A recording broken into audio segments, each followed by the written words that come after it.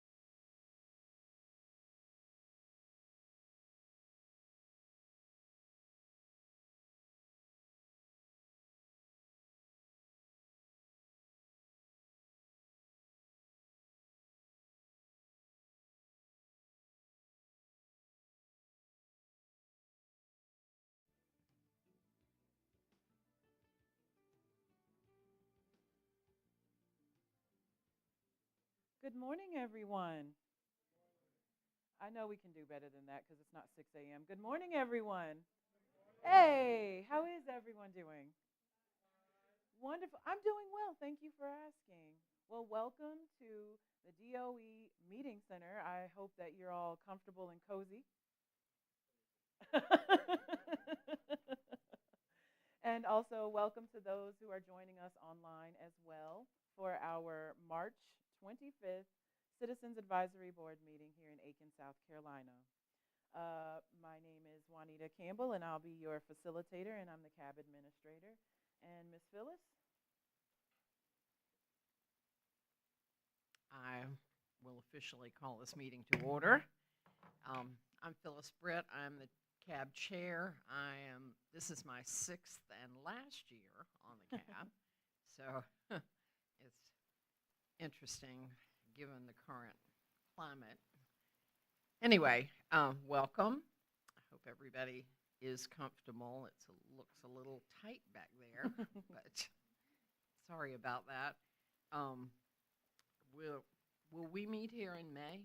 We will actually meet here in May. And real quick, before we go through the introductions and the updates, my apologies for interrupting you, but No problem. until we have about 2 more board members, this meeting will actually serve for informational purposes only. When we have 2 more board members arrive, it'll actually be a full board meeting. So right now, it's just for information. Okay? Go ahead. We can start with the introductions of those who are here, though. Okay. I'm from Aiken, so I drive a full mile from my house to here. So that's nice. I didn't have to get up very early, not at 6 o'clock by any means. Wow. My dog was very happy. So anyway, as I said, welcome. We have a shortened agenda because we normally meet for 2 days, and this time we're meeting for 1. So that'll be nice for some of us. I don't know of anything else I need to say. Hubert Von Tool, Vice Chair. Gregor Quinn, South Carolina Department of Environmental Services. Good morning. I'm Susan Fulmer, South Carolina Department of Environmental Services. Hello, I'm Edwin Duchan, Acting DOE SR Manager. James Tanner, DOE and DDFO for the board. John Richards, EPA Region 4, FFA, RPM. All right, Marty Ball, cab member. Scott McKay, cab member. All right. Well, thank you all so much for being here. And some of you, thank you for braving the long, long journey to be here. I would like to call your attention to, did you have anything else for your update, actually? It occurred to me that I might want to say, welcome to Edwin in a new spot. Well, sort of a new spot. Anyway. So we had a couple of people retire under the package that was offered. So we're missing Mike Budney, but we expect Edwin to fill his shoes well. Other than that, No. that's it. And I'd just like to add to that we're grateful for his attendance. We know how busy he's been. Yeah. You're welcome. Now I'd like to call your attention to the meeting rules. They're right here. Make sure that when you are addressing the other board members specifically and our guests, make sure that you are addressing, identify yourself, introduce your title and which organization that you're actually with. Be sure to speak into the microphone. Let me say that again. Be sure to speak into the microphone. The reason why we need for you to speak into that mic is because those who are online watching need to be able to hear you. It's not so much for those in the room, but it's more for the people who are online. Also, we go back and watch the meeting recordings, and if we can't hear what you're saying, because we actually use that to create our minutes. So we want to be able to hear what you're saying. So let's make sure that we speak into the mic. I mean, it literally needs to be almost right here. Because if you turn away from it, this is what you get. And so the folks online cannot hear you. Are we clear? Yes? As mud? Yes? Okay. And also, I'd just like to remind you, even though we are sort of here participating in a smaller board, let's go ahead and limit your questions for the first round to 2, and then if you have more questions, we'll circle back and come back to you. Does that make sense? In other words, you can ask 2 questions, and then we'll move to the next person, and then if you have more questions, we'll come back around. All right. We are officially in a full board meeting. Thank you. Excellent. So now we'll move on to our agency updates. With our DOE update, we have Edwin. Okay. Yeah. All right. Good morning, everyone. And I'll be sure to speak into the microphone. Thank you. Yeah. Lead by following, right? So welcome to Aiken, South Carolina. We're very glad to be holding this meeting in our local community today. With so much of Savannah River site located in Aiken County, it's always important for us to come together and have an opportunity to strengthen our relationships with the community. I'll move on to the status of some site programs and projects. First is the Advanced Manufacturing Collaborative. Construction is advancing for the completion of the facility on the campus of the University of South Carolina, Aiken. The project is approximately 95% complete with over 215,000 man-hours of construction work performed without any safety issues. Completion and occupancy are on track for this summer.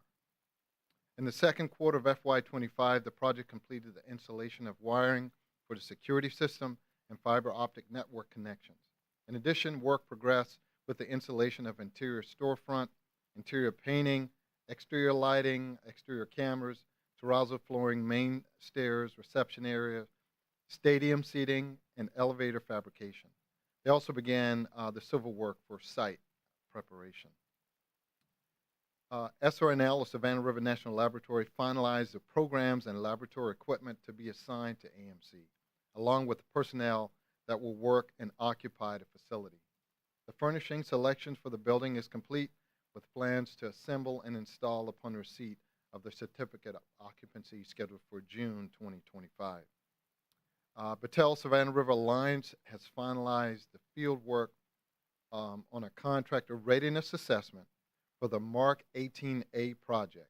And the Mark 18A project is a critical mission that involves recovery of rare and valuable isotopes.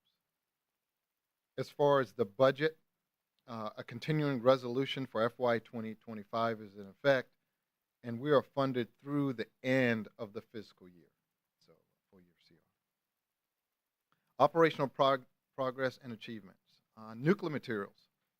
LA is continuing to receive spent nuclear fuel shipments from domestic research reactors in FY25. H Canyon continues to make progress with accelerated basin de-inventory and has completed one of the 3 dissolution batches planned for FY25.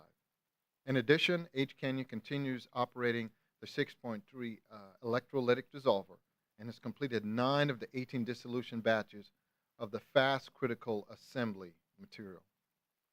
K area, the facility continues to downblend operations and plans to complete 30 downblends of EM surplus plutonium in FY25. Currently, 12 of the 30 downblends of EM material have been completed for FY25. Savannah Riverside has completed 9 shipments for FY25 to WIP, and that includes some of the K area surplus plutonium downblend material, and that's a combination of EM and NNSA material. Transuranic waste shipments to the waste isolation pilot plant. SRS completed 13 shipments to WIP from SRS in 25, 4 from E area and 9 from K area location. Liquid waste operations. The liquid waste program continues to focus on aggressive high curie processing to accelerate risk reduction. The program continues to upgrade infrastructure and process equipment to increase the sustained salt and sludge processing. These efforts help drive the liquid waste program to the mission completion by 2037. The liquid waste tank farm continues to have a great record for safely receiving, storing, preparing, and transferring liquid waste. Work continues on 21 tanks that are in various stages of design, construction, waste removal, or heat removal to support waste processing through the salt waste processing facility or the defense waste process facility and the in-stream delivery facility. Preparing tanks and producing salt and sludge waste batch can take up to 36 months or 48 months respectively. To avoid feed breaks, it is important to keep at least 2 batches of salt waste and 1 of sludge waste ready for processing. In the tank farm, innovation with drone technology is expanded beyond just the annulus inspections to now include full interior tank inspections. Drone inspection flights have demonstrated greater visibility inside the tanks compared to using the older methods of the tethered magnetic crawlers. In January, Tank Farm received accelerated basin de-inventory material from H Canyon into sludge batch 11. Planning is underway to accelerate the processing of the fast critical assembly material into salt batch 11 instead of salt batch 12. Since the start of FY25, salt waste processing has produced over 1.1 million gallons, contributing to the all-time cumulative total of over 11 million gallons of radioactive salt waste processed through the start of SWPF hot operations. To achieve the goal of aggressive risk reduction, SWPF is processing salt batches with a record high curie concentration. This strategy has helped accelerate removal of radioactive materials from the aging tanks and to stabilize it into an inherently secure waste form of the glass or saltstone facility. To illustrate, compared to December 2023, SWPF is removing and processing radioactive material from the tank farm that has a 23% more radioactivity than material processed before deploying the high curie strategy. As part of the SWPF Climb to 9 initiative, new longer crossflow filters will support higher salt waste processing rates, and they are currently being fabricated. The longer filters are projected to be fully operational by early summer 2025. The Defense Waste Process Facility has poured and leak checked 19 canisters of vitrified high-level waste since the start of FY25. Since infrastructure and process equipment upgrades and improvements continue to facilitate mission completion scheduled for 2037. As part of the Climb to 9 optimization initiative, DWPF improvements include increasing the strip effluent lag storage capacity to improve operational flexibility for SWPF. Secondly, increasing the strip effluent monosodium titanate sludge solids loading to allow sludge receipt adjustment tank cycle times to be reduced from 7 days to 5 days. This will allow more efficient use of canisters and boost overall production rate. Thirdly, increasing the reliability of the main process crane in the facility and the programmable logic controllers and camera upgrades. Glassweight storage building number 2, modifications for double stacking canisters continue ahead of schedule.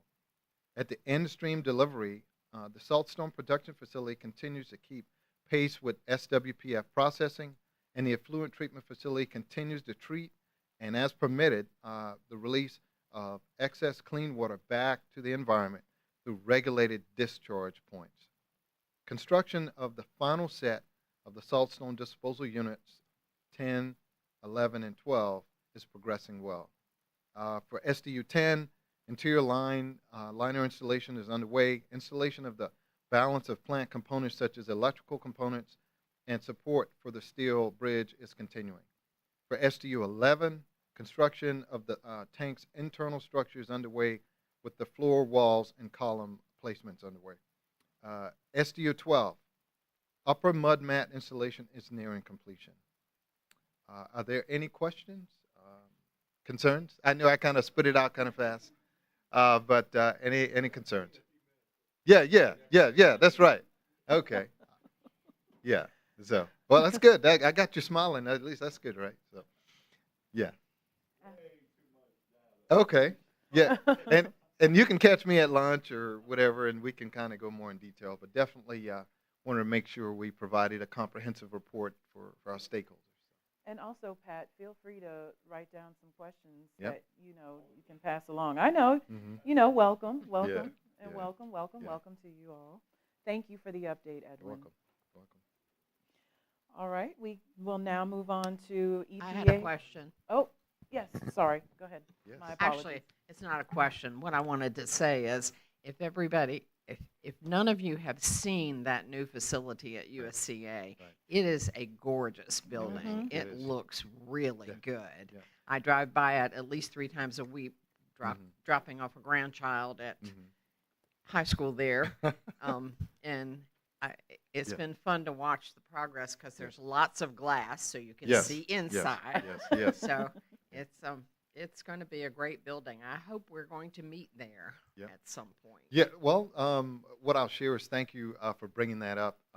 That facility is a $66 million investment by the department, which is a collaboration between University of South Carolina, DOE, Savannah River National Laboratory, and academia. That's all the public schools, and it's a great location. You don't have to have the badging and access, but it has a plethora of meeting space, which we do plan and have planned to make that a part of our process going forward, because this, we're going to wrap this up in June and open that up in June, so it'll be perfect. What I'd love to do is maybe partner with Juanita and her team to get y'all maybe a tour. We've toured the mayor, we've toured all other community leaders. It's an investment here, so it's definitely an asset to have you guys understand what's there technologically and how it's going to benefit the community. It's a great time for the community to have that investment kick off. So Yeah, a tour would be great. yes, so Thank you. we'll Yeah. take that as an action, and we'll see what we can do. Actually, it's already in the works. Oh, see that? You saw how fast that worked? Gee, great. Thank you. Absolutely. Anyone else have questions for Edwin? Okay. Well, now we'll move on and hear from the EPA, John Richards. Hello again, John Richards, Region 4 EPA, FFA Project Manager. I guess updates for us, as I think most of you know, most regional offices have a political appointee at the top. Ours is a regional administrator, and he came on board, I think, mid-early February, Kevin McOmer. Let's see. And just like, as mentioned earlier, so many at Savannah River taking retirements, the buyout, so also in our regional office. So tough with so many leaving all at once. And in particular, a lot of us, I'm FFA with Susan and Avery Hammett, that I think a lot of you know, had just replaced Brian Hennessy the last year and a half. And all of a sudden, she's taking the buyout. And so it was kind of sad, our last meeting with her on 5-year review, where they do a drone over all the sites that we look at. So it was good to see her. And I know a lot of you know Matthew Baker, which I've known for a couple years myself. So we're excited that he's now our colleague, as again our FFA colleague, working with Susan and I. So we're excited about that future. And speaking of what one of our last our big things we have is speaking of 5-year review. So not only did that site visit and see all the drone coverage of the current 5-year review, which is on groundwater remedies, in other words, past groundwater operable units with some type of groundwater remedies. But we just submitted our comments on that early March. I was privileged, and even my EPA office, and I know many DOE and contractors that were very limited in going to the Waste Management Symposium. I know Phyllis has gone, I think, last year, year before. So it's one of those great big conferences with all kinds of talks, technical, policy, stakeholder. There's always an international component. There's always a featured nation. It was Canada this year. The featured DOE site was Oak Ridge. But I was also excited that there was a lot of Savannah River people giving talks there. As normally, I was afraid that even that might be limited. So a lot of Savannah River National Lab people there, a lot of people that are sometimes in our FFA meeting or our TAPE meetings were giving talks there. And actually one of the most exciting talks of the whole thing is the scuttlebutt among us technical folks was the video they showed where they now have drones that I don't know if there's been a talk here, but now they have drones that go in the hollow waste tanks. And it's quite amazing technology. So we thought we had good video coverage before, and all the videos they've shown us before when they think they cleared out a tank, but nothing like these drones. So I'm still imagining you have a bunch of 14-year-olds in some lab working these drones going in and out of the tanks, but that was amazing. And but anyway, I'm sure maybe they'll come do one here that showed that great video. I think that's all I have. So unless you have questions. Are there any questions for John Hubert?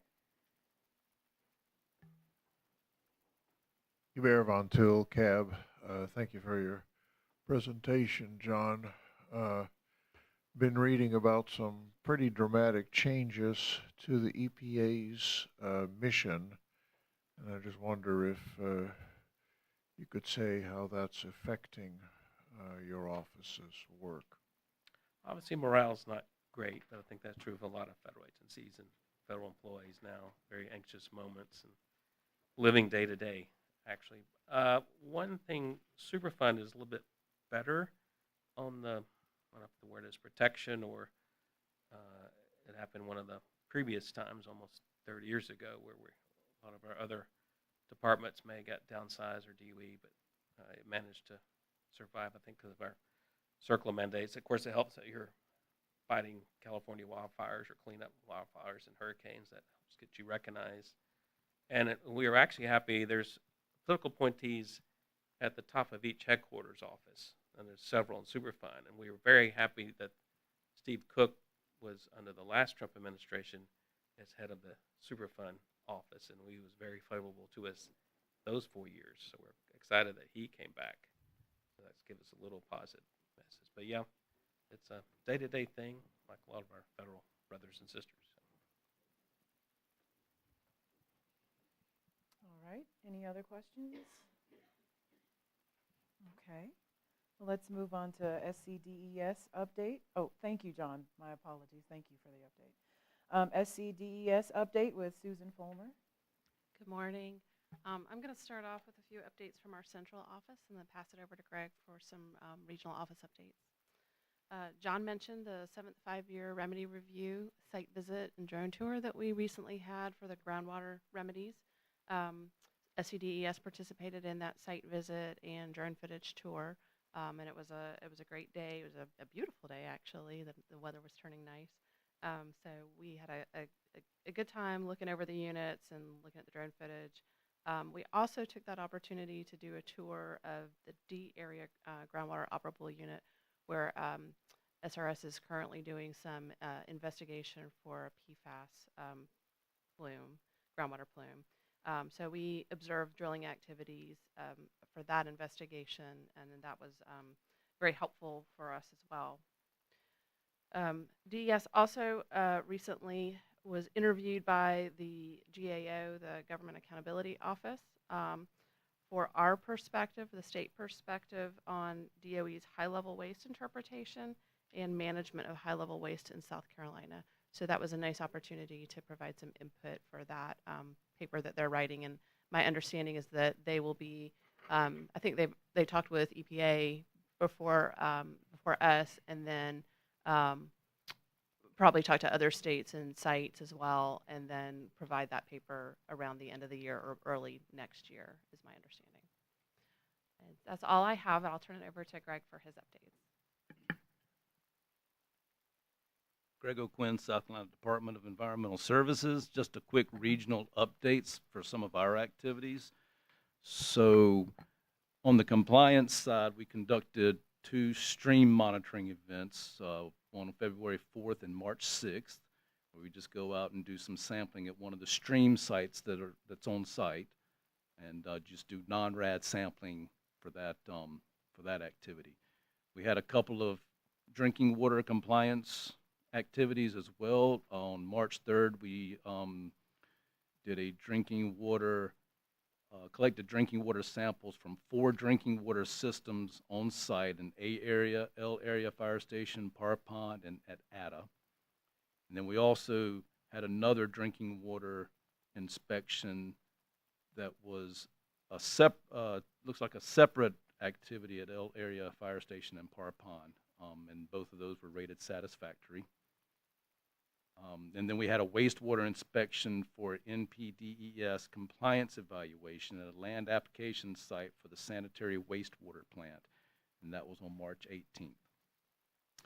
As far as our air and land programs, we had 2 saltstone monthly inspections, one on February 11th, one on March 11th, and that is just part of the permit requirement for us to conduct those monthly inspections. We also had a quarterly inspection for 2 of the landfills out there, 288F and 632G, and those were done on March 13th. And then we had a Title V air inspection on February 26th at the Amoresco facility. As far as our ESOP program, we had a quarterly program meeting. I can find my notes here.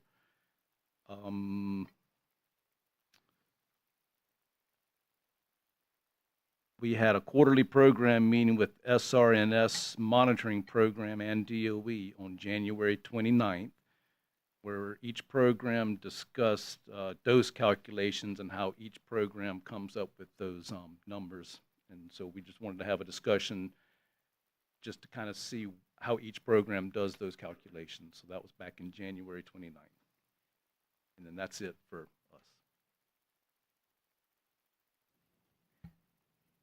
Questions from the board? Pat? You said non-radioactive testing?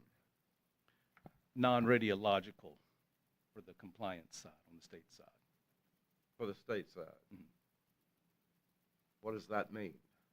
It's just metals and some of the other parameters that are in the streams. So turbidity, dissolved oxygen, I think they just look, I'm not sure all the parameters we look for, but it's just the non-radiological component. So ESOP goes out and does some of the radiological sampling at those locations. I know. I'm Pat Kilroy with the CAB anyway. But the second question is, how much has it changed over the last 5 years? As far as the non-radiological, I couldn't tell you that because I don't have that information. But they have, I would imagine it stays pretty steady, but I can't verify that. I can get you that information if you'd like. Appreciate it. Thank you so much, Craig. And thank you for joining us. Now, am I to understand that we're going to have some leadership changes with DES? Will you be joining us again for our CAB meetings, or? I plan on continuing to join, yes. Okay, I just wanted to make sure. Okay, and with that, we've just had our agency updates. We're actually going to take a break. We're going to take a 15-minute break. Yes, sir. 10 minutes. Can we chat about it over the break? Okay, sounds good. If you have not signed in, please make sure you do so for CAB members and for our audience members, please make sure that you sign in. We want to know that you're here. We do have refreshments in the kitchen. Restrooms are down the hall. So yes, we'll reconvene at about 9:45.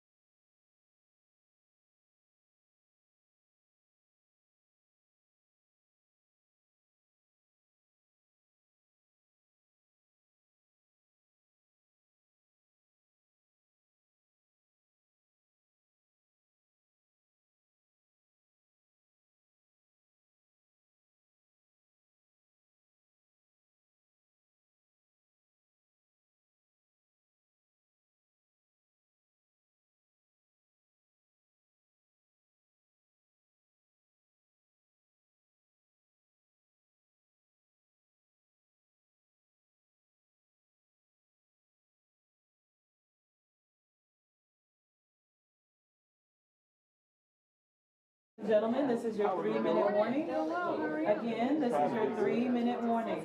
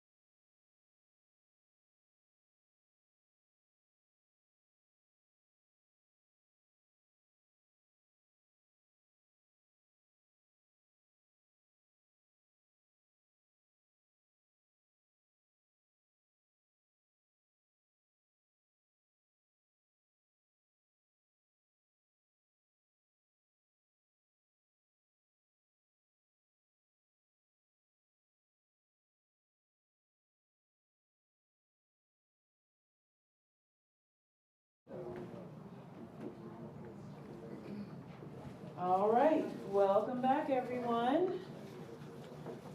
Okay, well, you've met all the board members. We've heard from our agencies, and they've given their updates. And now we have moved to the presentations portion. And we're going to start with Legacy True Waste with Stephen Grant. So you're going to play with that? Well, I was going to make sure it worked before I handed it off to you, but let's just go right Let's on go into with it. it. Let's see what happens. Maybe I can just kind of dance around everybody. Hi, my name is Stephen Grant. I'm the solid waste manager, program manager here at Savannah River for DOE, and the stand-in True presenter. I do want to introduce Kristen Garlick. She's hiding back there. She's now back with us, so going forward, when it comes to True Waste, she'll be the one that actually you guys can ask the really hard questions to. All right. Before we started, I started looking through the presentation this morning. I just want to make sure. I don't know if any of the members are newer, right? So we say True Waste, but the question is, what is True Waste? So the definition of transuranic waste, which we shorten to True, is an alpha-emitting transuranic radionuclide. It's 100 nanocuries per gram. See, that's why I wrote it down, right? Nanocuries per gram or higher. Has a half-life greater than 20 years, and the atomic number is greater than uranium. All right, a couple other things that we talk about is contact handle, or CH, and remote handle, which is RH. CH means that it's less than 200 millirems per hour. And then remote handle is actually a little higher than that. So contact handle we'll actually have on the True pads in their drums and stuff like that, and you could actually see them that way. The remote handle we actually have in culverts and stuff like that for protection. All right, let's see if we can do this. All right, so we'll go through. Just kind of give you a gist of how we want to swim through this presentation, right? We'll do a little history.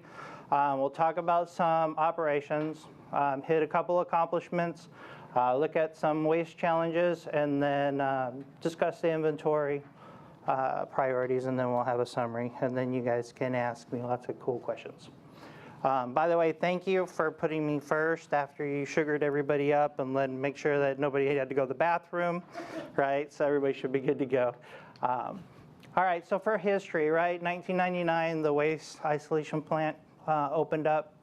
At that, we had over 30,000 containers of true waste in storage, and 9,000 of them were actually buried.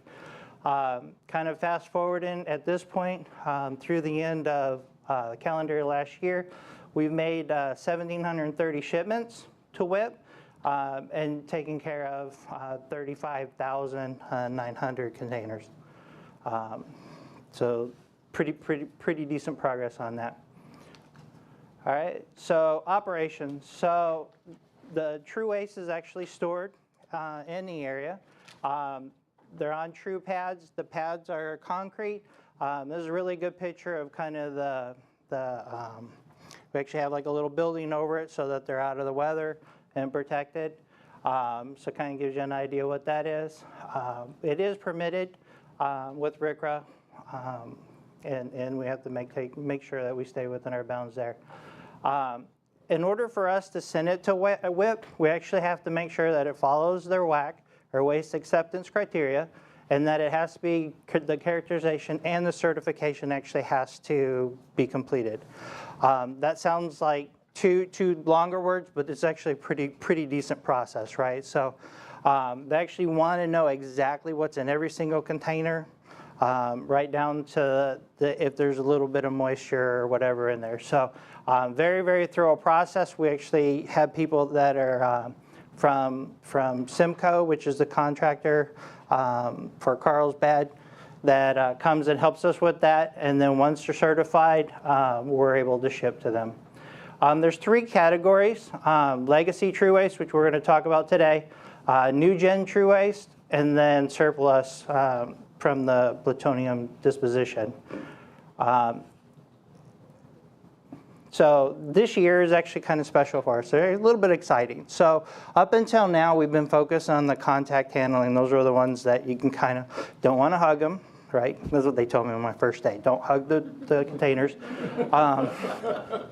But we've been focusing on those. But in the remote handle, we're just kind of off limits because they had to do so much extra work at WIP, including having to do like they bore into the sides to make sure that nobody's affected by the fact that there's such high dose and stuff like that coming off of them.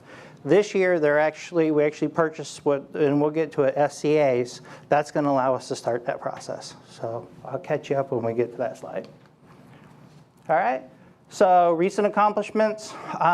So they say large container shipments. That was the TruePack 3 containers. Right now we use TruePack 2s in order to move it out.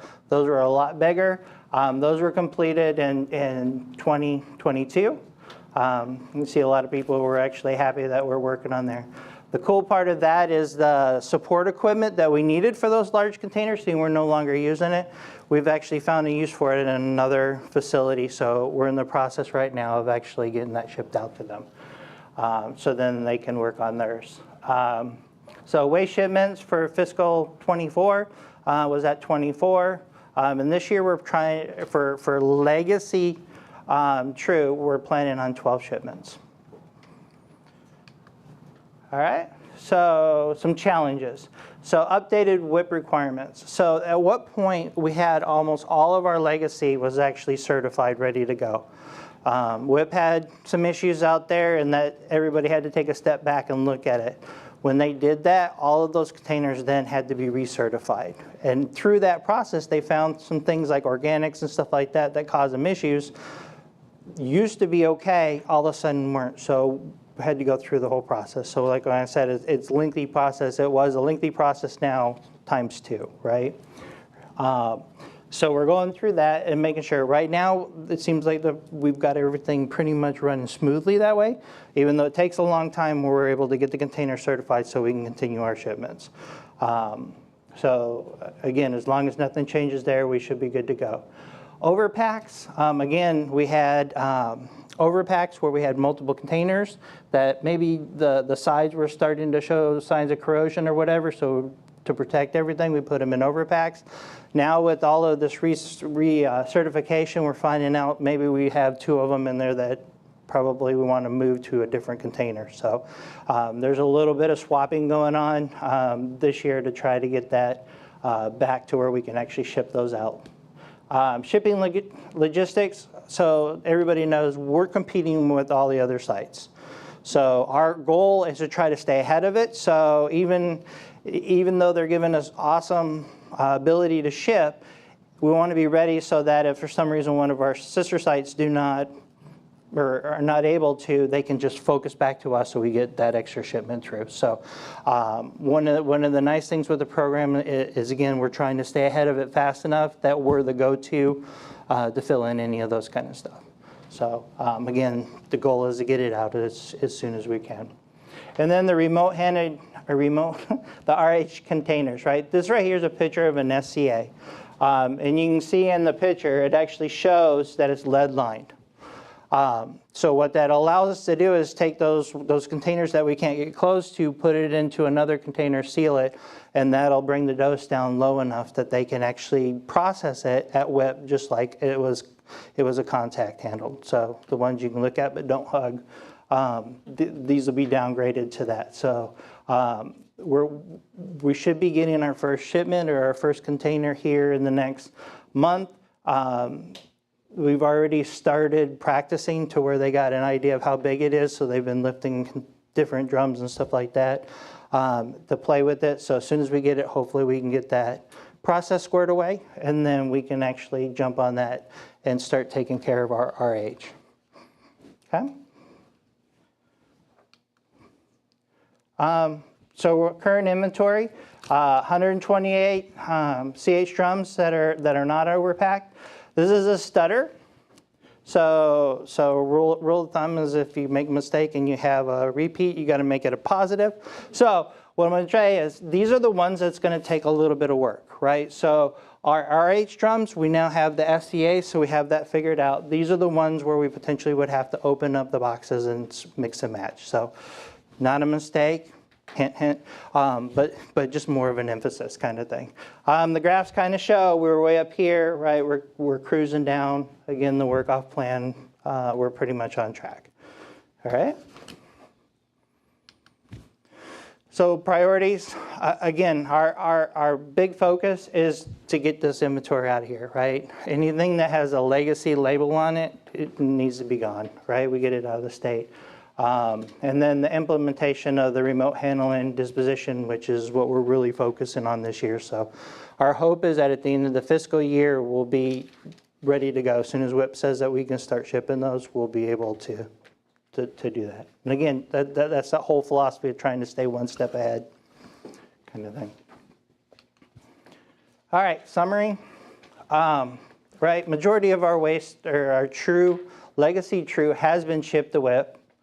We are making significant progress, and the big thing is to maintain that we're safe and we're compliant. Let's see. All right, I think this was my lots of questions slide, but let's see what you got. Thank you, Stephen, and we'll take questions from the board. So. I saw Phyllis. Phyllis, your card went up first. Phyllis Britt, Cab. I have 2 questions. First one is, you mentioned specifically characterization and certification, and I know that has changed after an accident that happened out there with something that came not from us. How has it changed as far as what y'all do compared to what you used to do before that happened? Okay, so to kind of give you a flavor of the way it used to be, right? So it used to be that WIP said that you could have, say, 10 milliliters of fluid, okay? And you had a beaker that was kind of damp in it, they would just put 8, right? Because at no point would it be greater than 8 milliliters, and it was acceptable, right, back then. All right, now with this new procedures, that 10 might actually be 4. So all of those containers that everybody just said 8 because they didn't want to measure it, because why would you measure it if you know you're well below it, right? Now have to be quantified. So they have to go through and make sure that that what is actually in the container is accurate. Some of the things that, like one of the big things was soda ash. That was something we put in there to make sure that the liquids would get, basically it would take the liquids out, right? Get it to where it becomes a solid. That was something that was in question. So we just went through a whole bunch of procedures and testing and stuff like that to prove that up to a certain level of soda ash would be fine. So it doesn't go into that categorization that caused that accident or that release in 2014. So again, it's really refining the process, getting it down to the nitty-gritty is really what it is. And when you do that, there's a lot of paperwork. It's also trying to go back in time and find out who was actually working on that process, right? Because some of this stuff, right, if it says 8 and you look at the picture and you know it's less, if you can get somebody that says, yes, I was working in that area when we were doing it, this was our set practice, right? So taking all of the guessing out of it, right, to make sure that we have a very solid story. And my second question is, as I understand it, there are people from WIP here when you are getting ready to That ship is correct. those things. What part do they play? Okay, so actually, I'll default to my program manager on this one.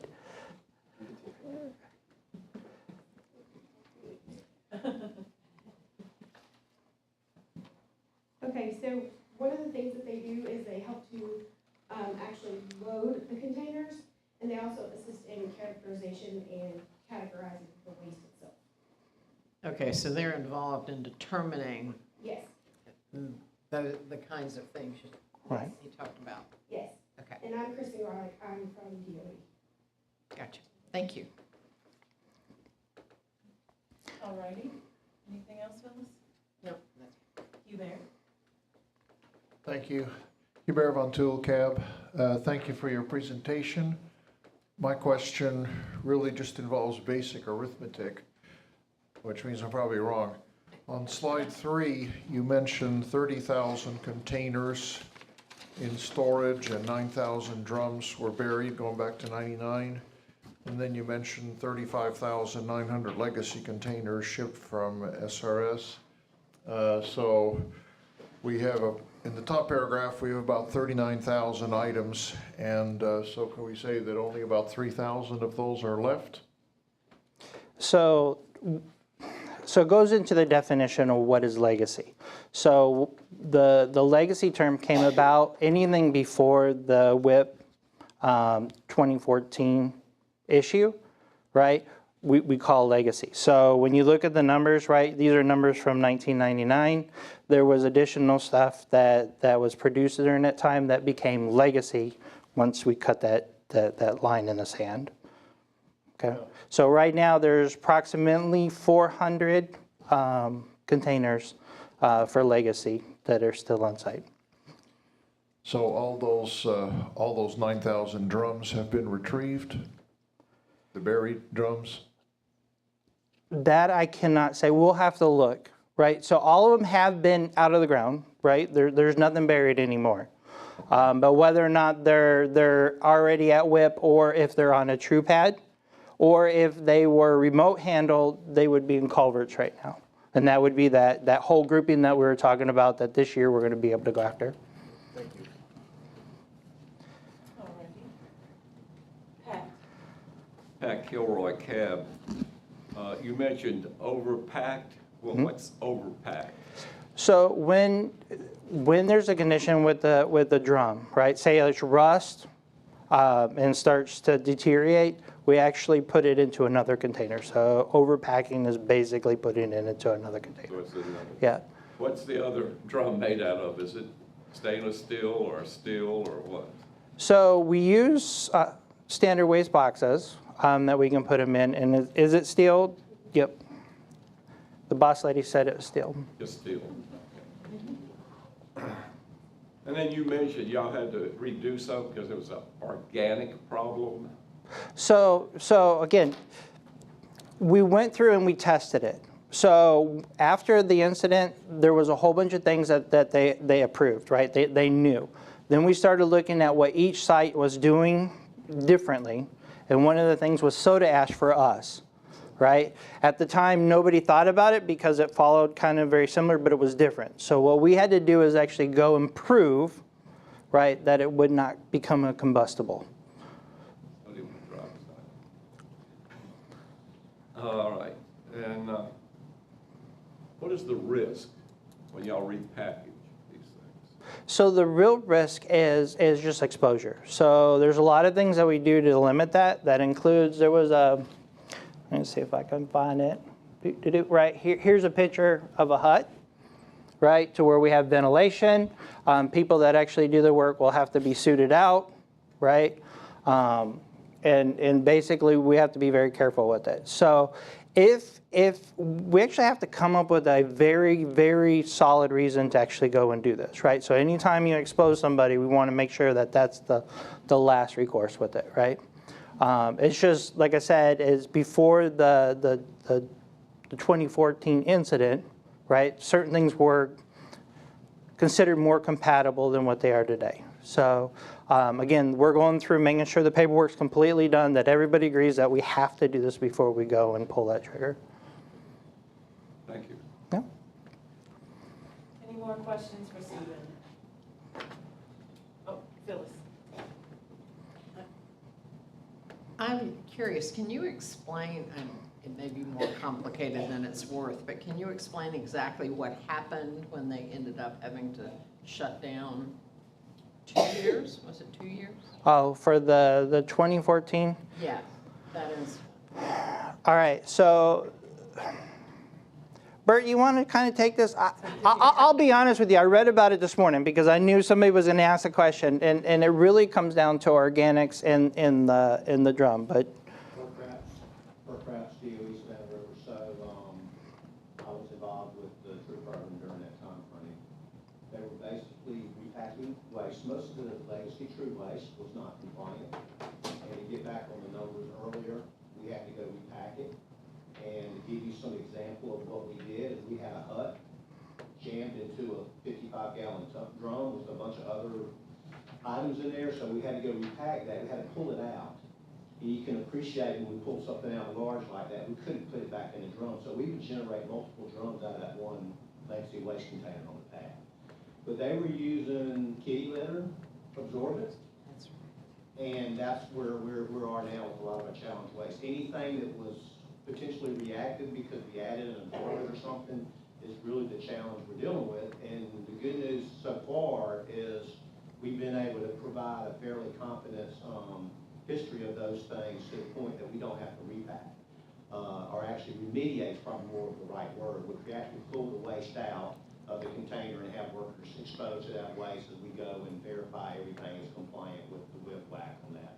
So what we're trying and what we're hopeful for, and now while we're trying to do this real soon in the next couple of years, is we got a lot of people who are very familiar with the overall processes still in place, both at WIP and here at Savannah River. So there is a little bit of time limit, but we've been working those things out from the paper process, and they've been very successful with not having to go back into the container. So we're optimistic that most of this waste will be able to be shipped here fairly soon without any additional opening up the container and kind of call it like dumpster diving on that. But yeah, it was an absorbent process going on at Lanham. And from there, that's why everything we have, all the sites that have that's maybe an absorbent or something they've added, we want to make sure there's no reactivity. It's basically a stable form. So hopefully that answers your question. Did SRS ever use kitty litter or something like it? We did we used something like it, but we went back to the vendor and confirmed it was benign. It didn't have any issues with it. I don't know a lot of specifics with the Lano event and how they were using it, but I think part of their problem is they were using it, and there were still some things going on with the other liquids and stuff in there, and so it just created an environment that allowed it to basically catch fire, so to speak. Yeah. So, yeah. Thank you. Mhm. Thank you. Did anybody ever throw any tools or an old pair of shoes or something in there?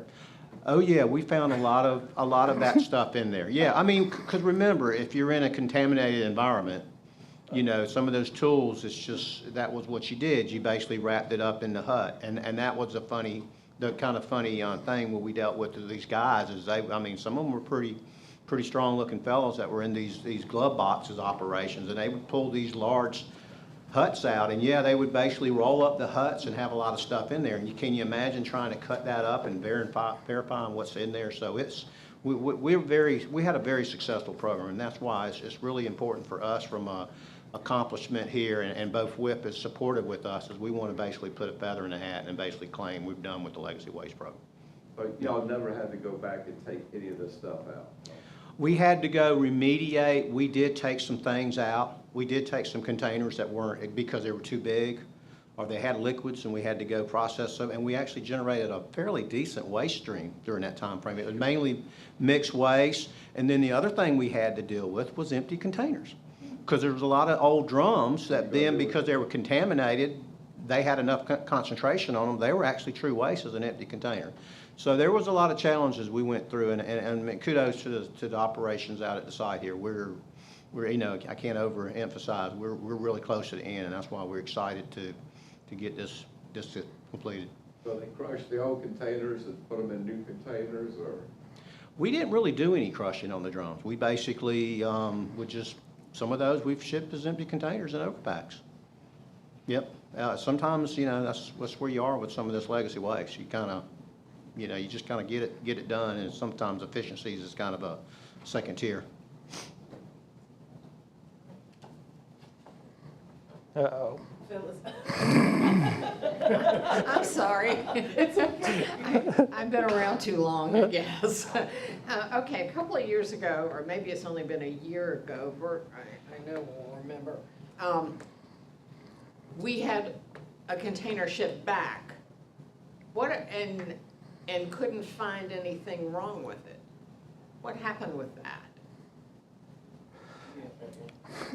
So right now, they actually shipped it back. We reloaded it up. We put it under a vacuum, and we actually found some stuff that was being pulled through.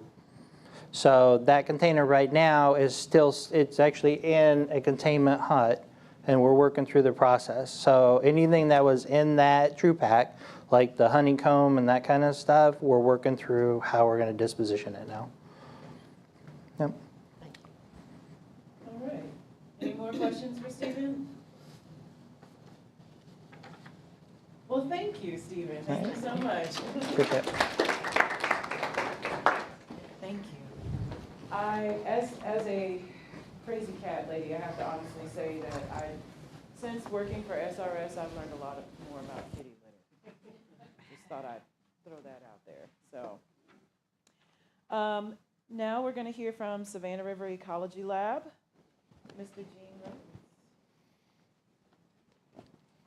Thank you, ma'am. You're welcome. And these are just the, okay. All right, well, good morning. I'm Gene Rhodes, the director of Savannah River Ecology Lab. I've met some of you, and some of you are new, so I usually give an annual update. Start in with a little explanation of what the Ecology Lab is, a little history. Talk about our staffing, our funding and work scope, significant events and advances, opportunities for the coming year in 25. This is the 24 overview, and challenges. And those are just acronyms, which you should have in your printout.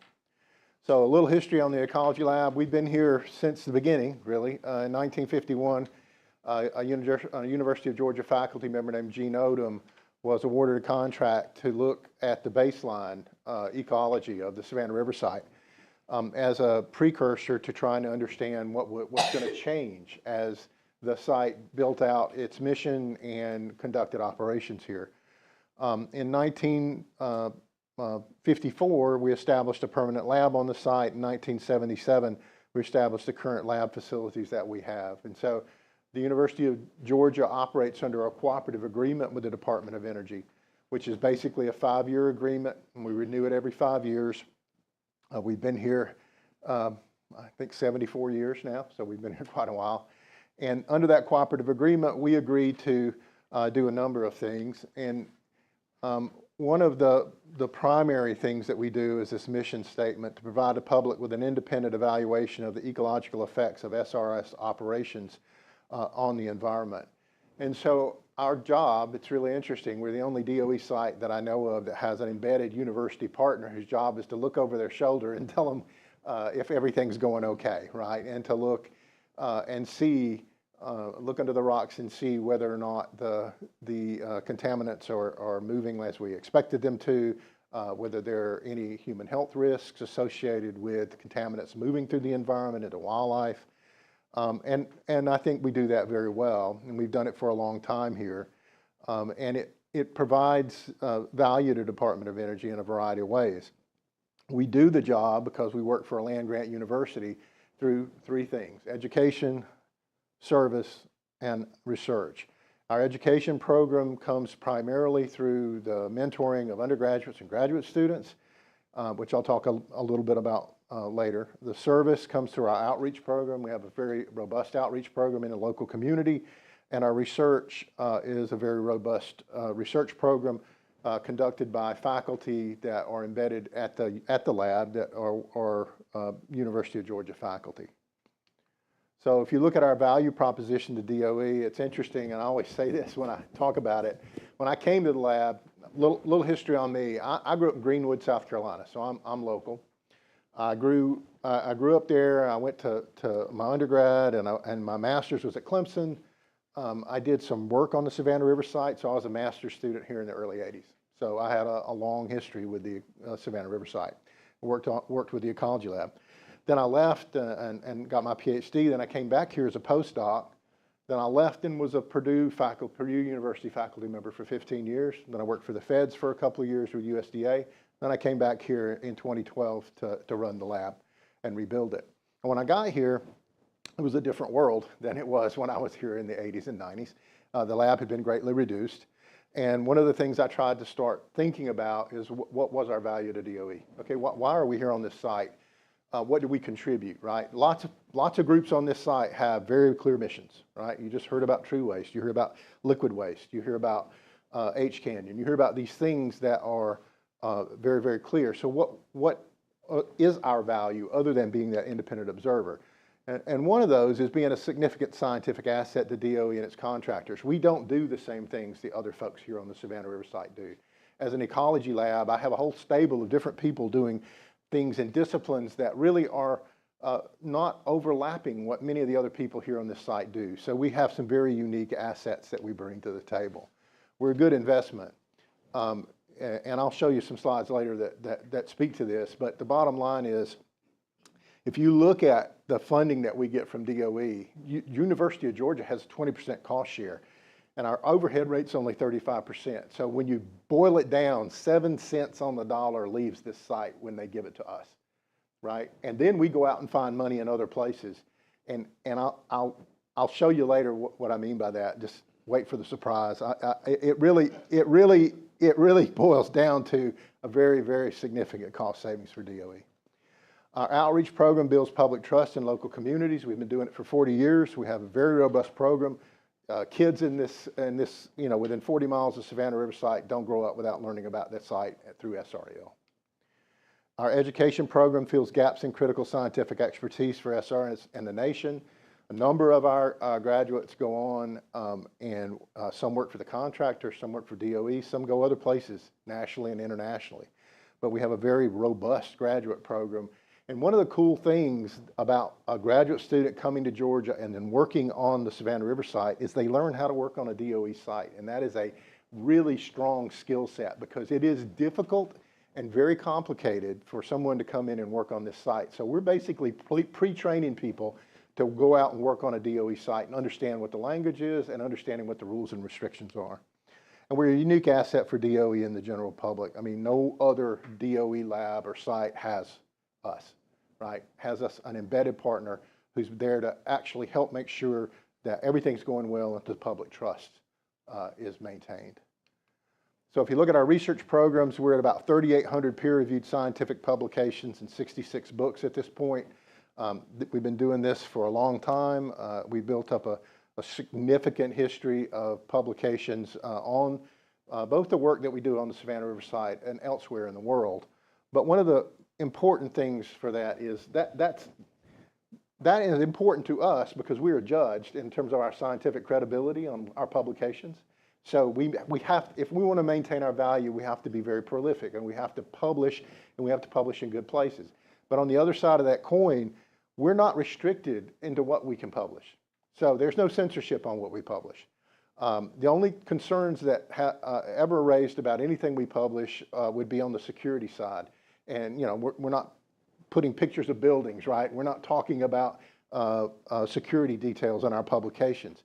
What we're doing is basically exempted through the research clauses, and we have no problem publishing it. If we find something that's a problem, we put it out there in the literature, and because of that, that's a high value to DOE, right? That's a partner here that's actually looking and saying, okay, that's not going well, we might need to fix it, right?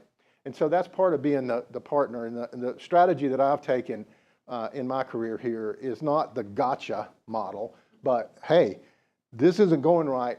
Let's talk about it. How can we fix it, right? And I think that's a lot more of a good partner, right? And they pay attention to what we say. And as you become a trusted partner, that trust goes both ways. And so I think we've done that very well, and part of it is because of our scientific reputation. Education program, we've had over 600 theses and dissertations over the course of the lab, 700 undergraduates. We have lots of undergraduate programs over the years where kids would come in and spend 10 weeks with us. And actually do research, hands-on experiential learning. Many of those kids have gone on to be very successful in their careers, and it all started by them coming here and starting to understand and getting excited about science. And we have thousands of post-bac grads that come in and work as technicians for us.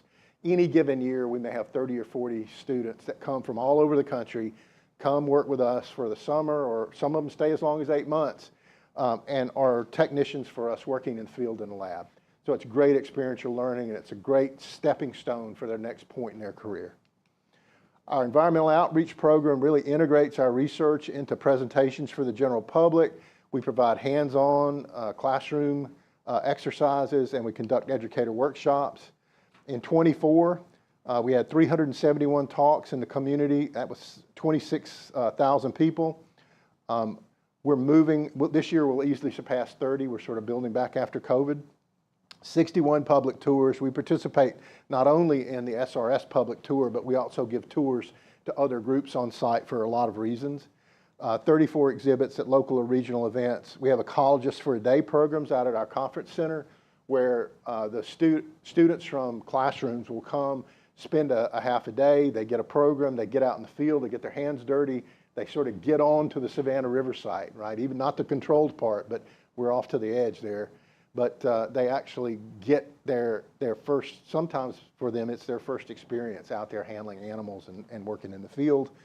And then we're starting to build a much stronger social media program. We've got about 13,000 followers now with about 1.8 million media impressions from our press releases and other things. So in 24, we were about 210 staff and students. Our research faculty are, here, I'll do this. I don't know if that works that way. Our research faculty are basically self-funded faculty who are full-time research and graduate education. Tenure track faculty have appointments on campus with units. Currently, we have faculty that we call share and work with us from the Warnell School of Forestry and Natural Resources, the Odom School of Ecology, Geology, and Infectious Diseases. And we'll probably be moving into engineering before long if we have the resources to do it. So a wide variety of colleges and schools on campus, which gives us a broad base of support and ties back into the expertise on campus. We have postdocs, which are basically PhD students that graduate. They look for a job between what they're ultimately going to be and as an academic or go into industry. And it's basically a high-level training program for recent PhDs.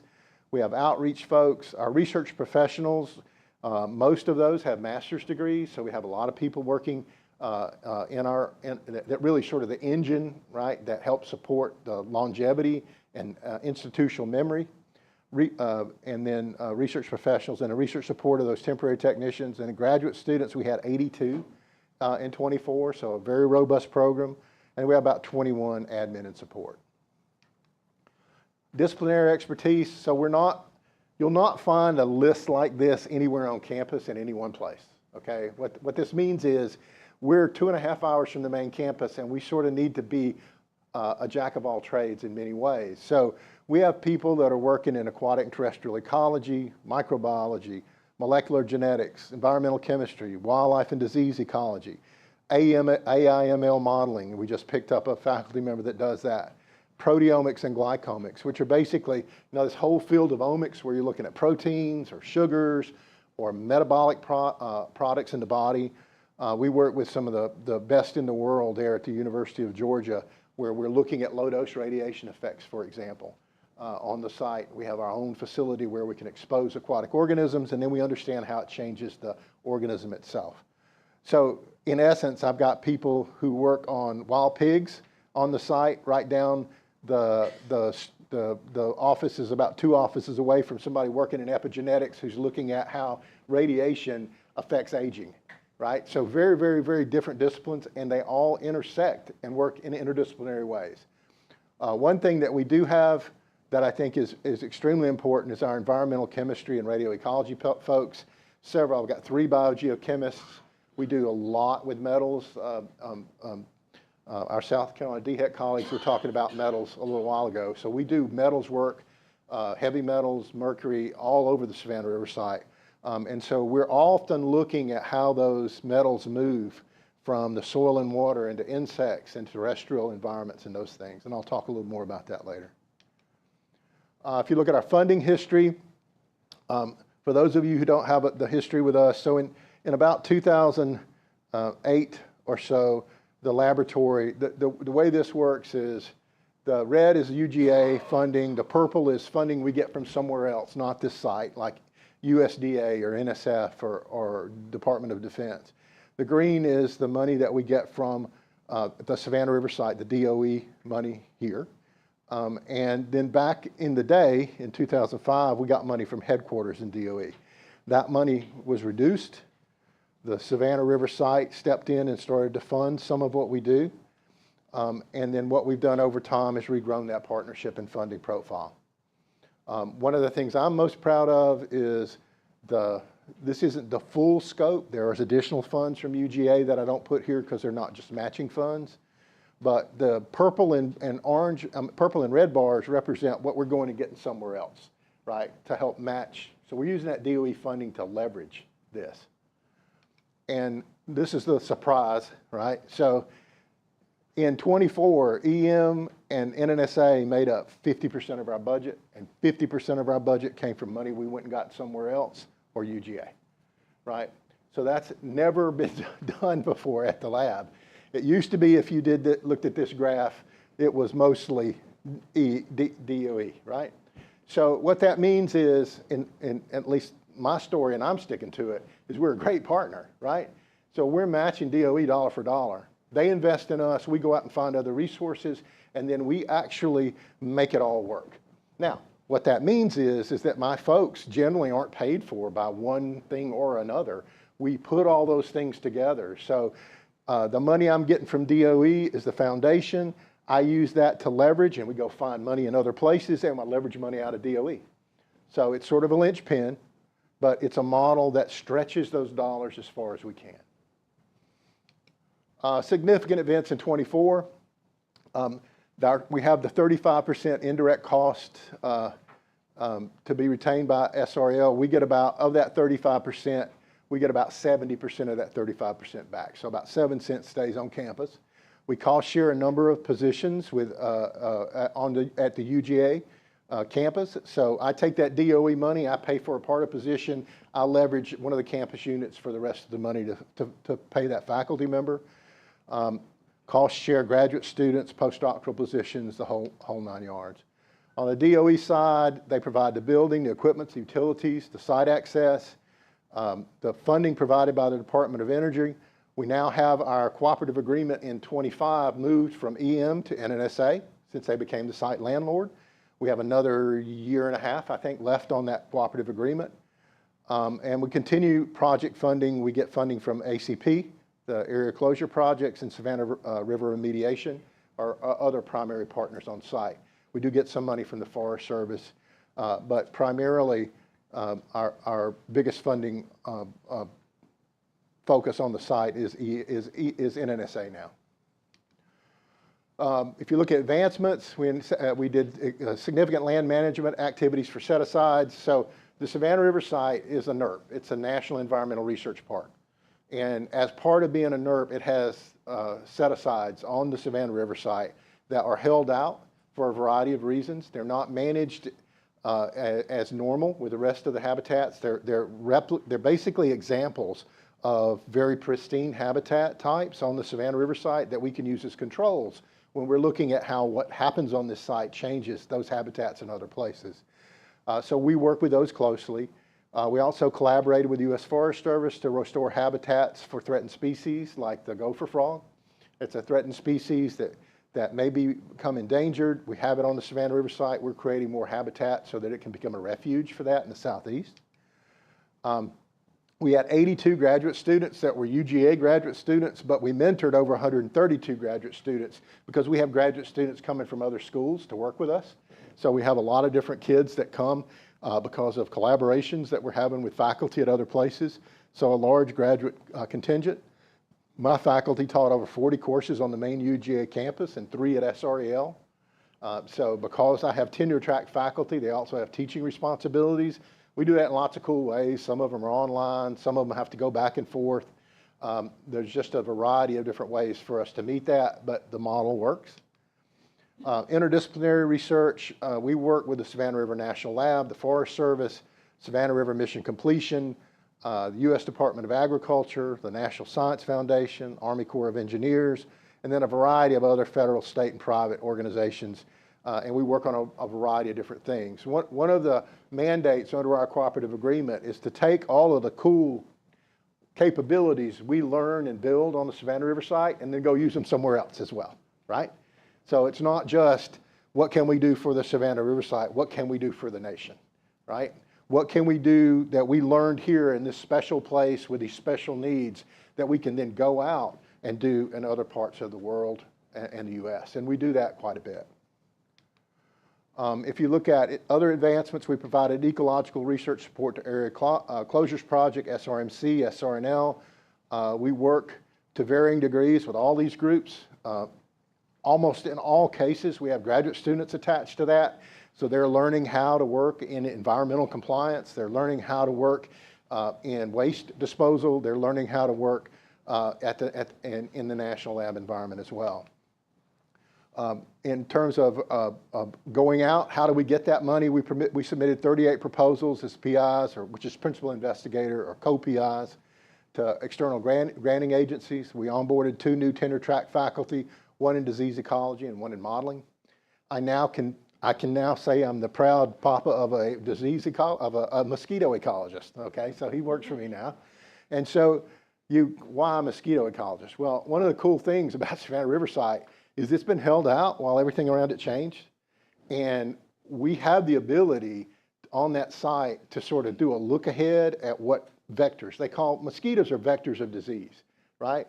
So a lot of the things that we're worried about in Europe and Africa, they only are a mosquito away from being here, right? You get the container ships coming into Savannah Harbor, they come up the Savannah River, and now you've got something that carries African swine fever. You've got something that carries Rift Valley fever, right? So one of the reasons I have a mosquito ecologist is we're interested in the role the plant site serves as being a reservoir, right? It's not getting sprayed with insecticides. It's not getting sprayed with agricultural chemicals. It's different. It's a refuge. So we're looking, right? We're looking. We're making sure that there's not an issue that is simply a consequence of it being preserved, right?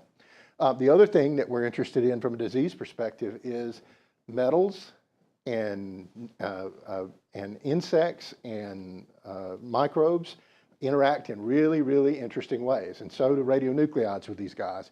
So what is changing about how these vectors and diseases might adapt and thrive in ways we hadn't thought about because they're interacting in contaminated environments, right? So I'll give you an example. You can go out on the Savannah River site today, and you can sample in a place where we know absolutely there's never been an antibiotic in that environment. Never. And there's antibiotic resistance in those microbes. Why? The reason why is because heavy metals cause those microbes to adapt in exactly the same way they would if they were being exposed to an antibiotic. So because those metals have actually been in that environment with them, they have built up the immunity to the antibiotic without ever having been exposed to one, right? And so this is not a new idea, but it's an interesting idea for sites like this. You can go into agricultural environments where there are metals in the feeds, and you see the same thing, right? So that's why I got a mosquito ecologist, right? SRL staff and students published over 85 scientific articles and gave over 227 scientific presentations. So we're doing our part. This actually is a little low for us because we had some people leave and we've got new people who are building their programs. We're hover around 100 a year, which is really good. We punch well above our weight for the size of a lab we are in terms of scientific productivity. SRL staff and students analyze over almost 3,500 samples for metal contaminants using inductively coupled mass spectroscopy, or ICP OES, and we've done about 543 samples for total or methyl mercury. Those numbers are actually a little low this year too, and we usually do about 5,000 for metals, and then for mercury do about 1,000. We're actually getting a new platform now, and I'll talk about that in advancements. So opportunities, there we go. Increasing engagement with BSRA partners. So you guys know that the National Lab is now run by Battelle, and Battelle put together a team that included Georgia, Georgia Tech, Clemson, South Carolina, and South Carolina State. So all those universities sit on the advisory board for the National Lab now, but Battelle runs it. But because of that, that opened the door for us to work more closely with the National Lab because we're now sort of a partner in that business. And so we've tried to move forward and do that. Our latest success in that, I'll go back here. Our latest success in that is some of my folks teamed up with one of the National Lab scientists, and we got a $3 million grant from CERTA, which is works on military bases, and we're looking at PFAS, which I'm sure most of you have heard in the news, and turtles. So that's been a positive for us. Continued development of the core missions on the SRS, and those include radioecology and low-dose radiation effects, metal and radionuclide ecotoxicology, radionuclide fate and transport studies, enhanced biomonitoring technologies, and what I mean by that is using the natural world to tell us what's going wrong. Right? You can go take a sample of the soil, and it might tell you what's there, but the critters that live in that environment tell you what's happening because of what's in that soil and where it's being moved. And then outreach and education programs. Other opportunities, we've got a new platform. So this is just this high-res inductively coupled plasma mass spectroscopy. That's just a big machine that gives us metals in parts per trillion. All right, so I can take a sample from the environment, and I can take that, process it through a variety of steps, put it in this machine, and it can detect these metals down to 1 part per trillion.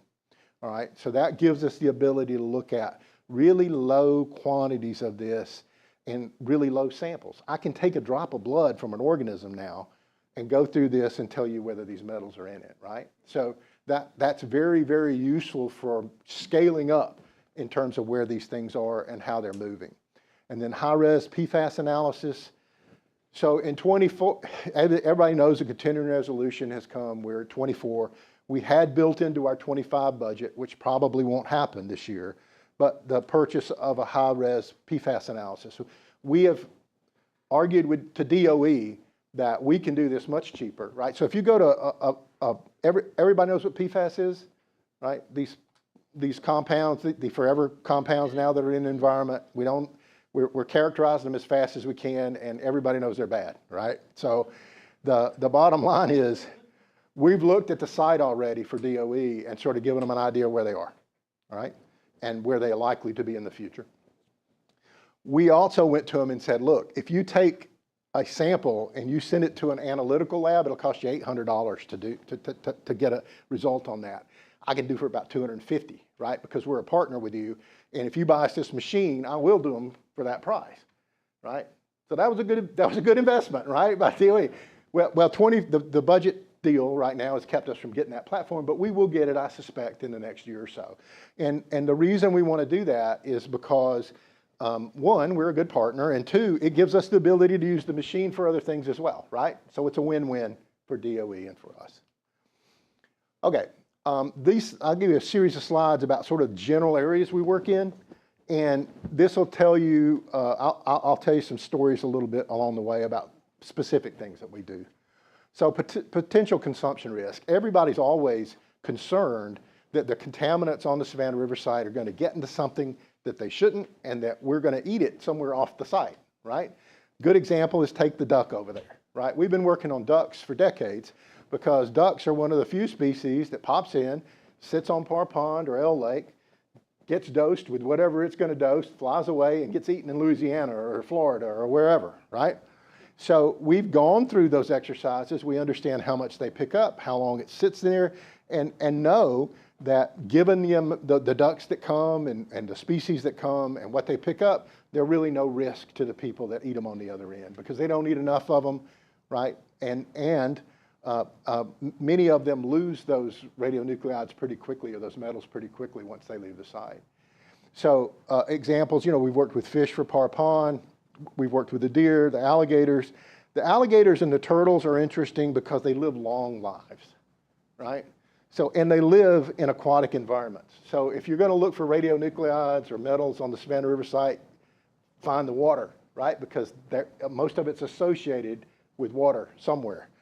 And these guys live in it. So if you want to find the hottest things biological that you'll ever see on the Savannah River site, it'll be a turtle shell, right? So turtle shells, back when there was, and still is, but back when there was a little more strontium here, they got stored in those long-lived shells, right? So we've got a nice collection of turtle shells that you don't touch, right? That's like your true waste. You don't want to go near the turtle shells, right? But not all turtles, right? And some turtles eat stuff when they're younger, move, and then they lose it over time. So we have to understand what their life cycle is like. And if you live 80 years like an alligator, does it matter, right, what you eat when you're young relative to what the effects are when you're old, and what's in that meat, right, when they get old enough to harvest. And then pigs, we got a lot of work going on pigs. So part of that is because we have good partnership with the USDA, and the USDA has a national pig program because pigs have become a very major invasive species across the country.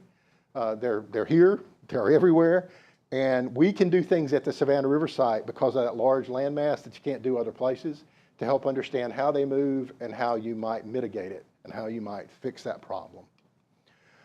Ecological receptors and environmental risk assessment. So another aspect of what we do is looking at what's in the biota, right?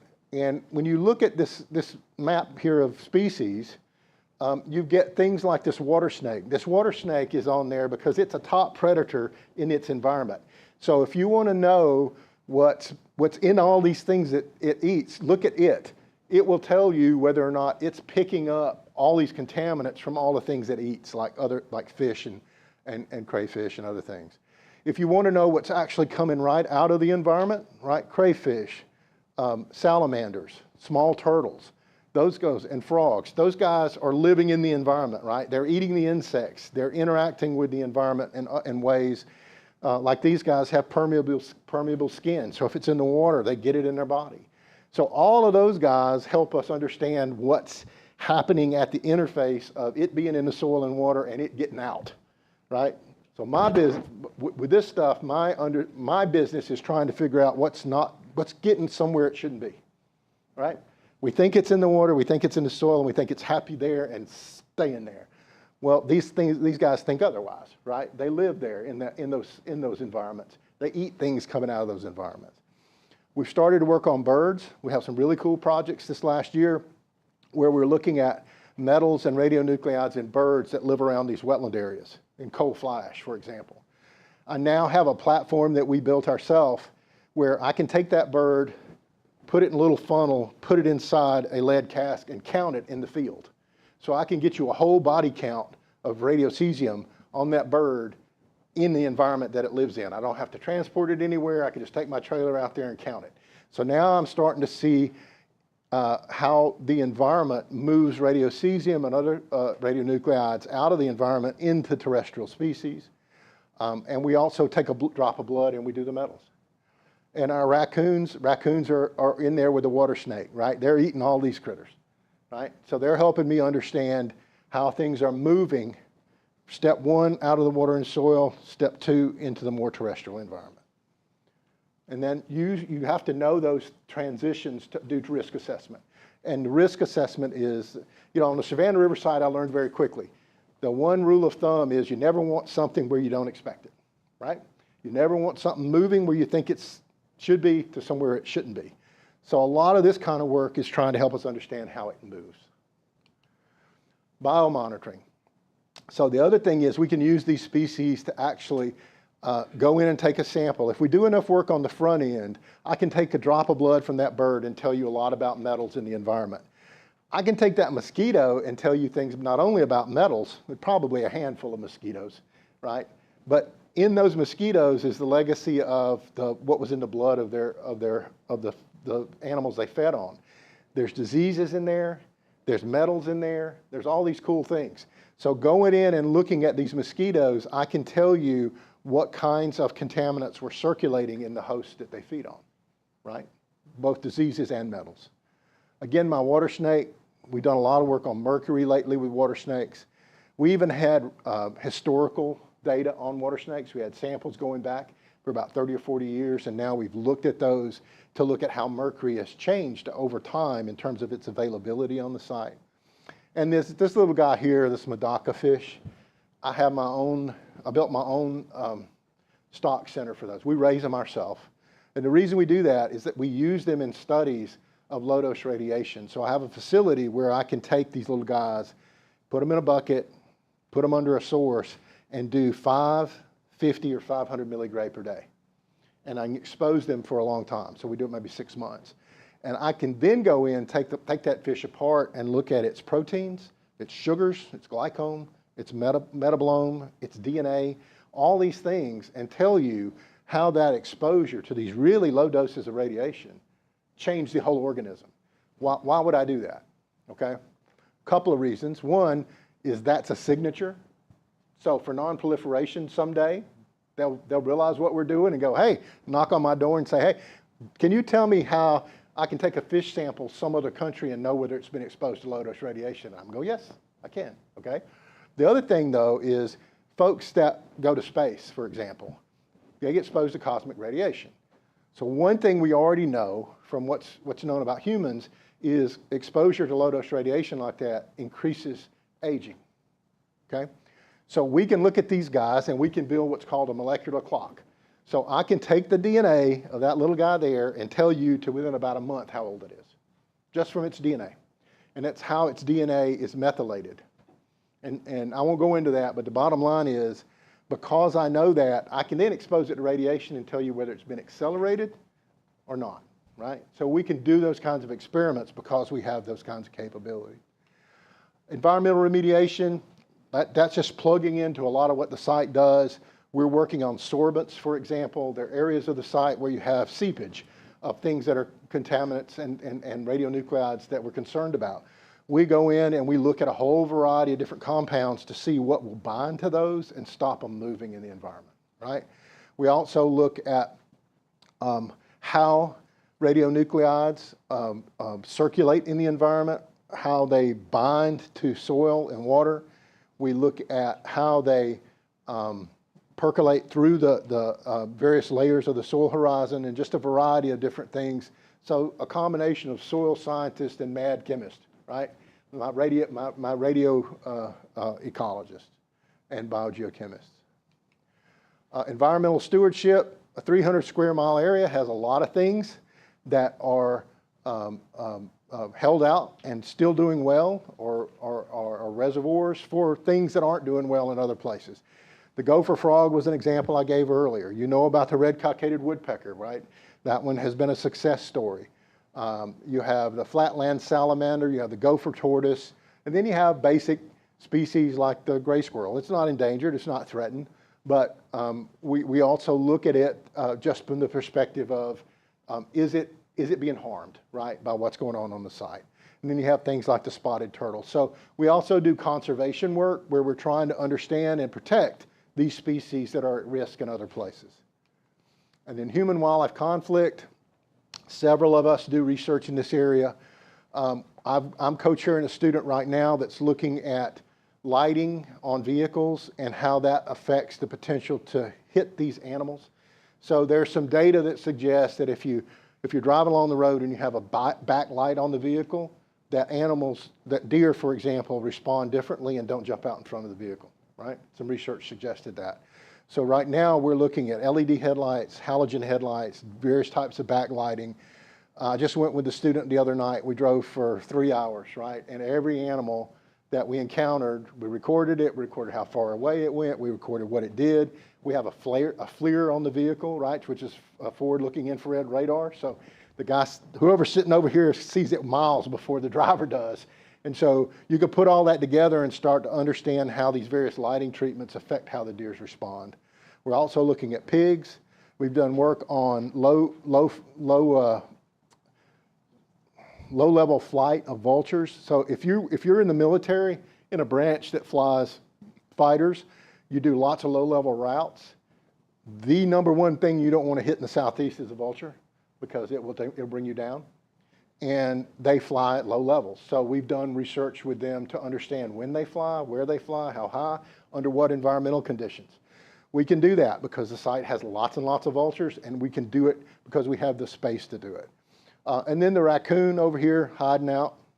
This is a wolf in Chernobyl, by the way, but I won't talk about that. We have done some work in Chernobyl and Belarus.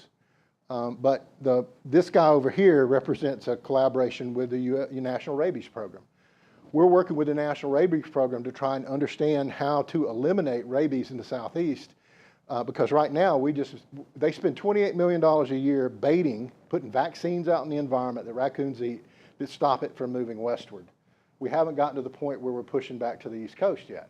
The only way to do that is to understand how to do it and what to expect when it happens. So we're doing research that's trying to understand in various habitats like swamp habitat, riparian habitat, pine habitat, how many raccoons are we going to find and what's the best way to get the baits to them and what else is going to eat the bait, right? So the last thing I want to do is spend millions of dollars putting baits out in the environment and have possums and pigs and insects eat them all and the raccoons go on their merry way with rabies, right? So we're trying to figure out how to fix those problems in advance. And that's us, these represent us leveraging what we have here at the Savannah River site to help solve national problems, right? And mechanistic understanding, so all of these simply represent some of the species you've seen before. So it's not just about what can we do with this information, but how do they affect the species. In other words, this fish that's being irradiated, in terms of its life history, in terms of its physiology, what's that going to affect? And that's just a representative. That little species right there is just a representative of all fish, right? So under certain circumstances, what are these frogs? Are they going to thrive or are they going to be wiped out? Same thing with the little alligator. Is it going to be affected as it grows? All of these different species are helping us understand at the molecular level what changes are occurring in the species and then how that affects its ability to survive. Not just if it's going to get to us, right? But how did it affect it?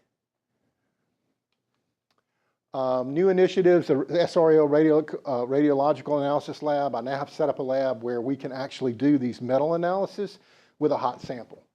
Not a lot of places have that, but it's something, and that's why we went ahead and built it, because it gives us the ability to take something that is from a radiological contaminated area and then look at the metals.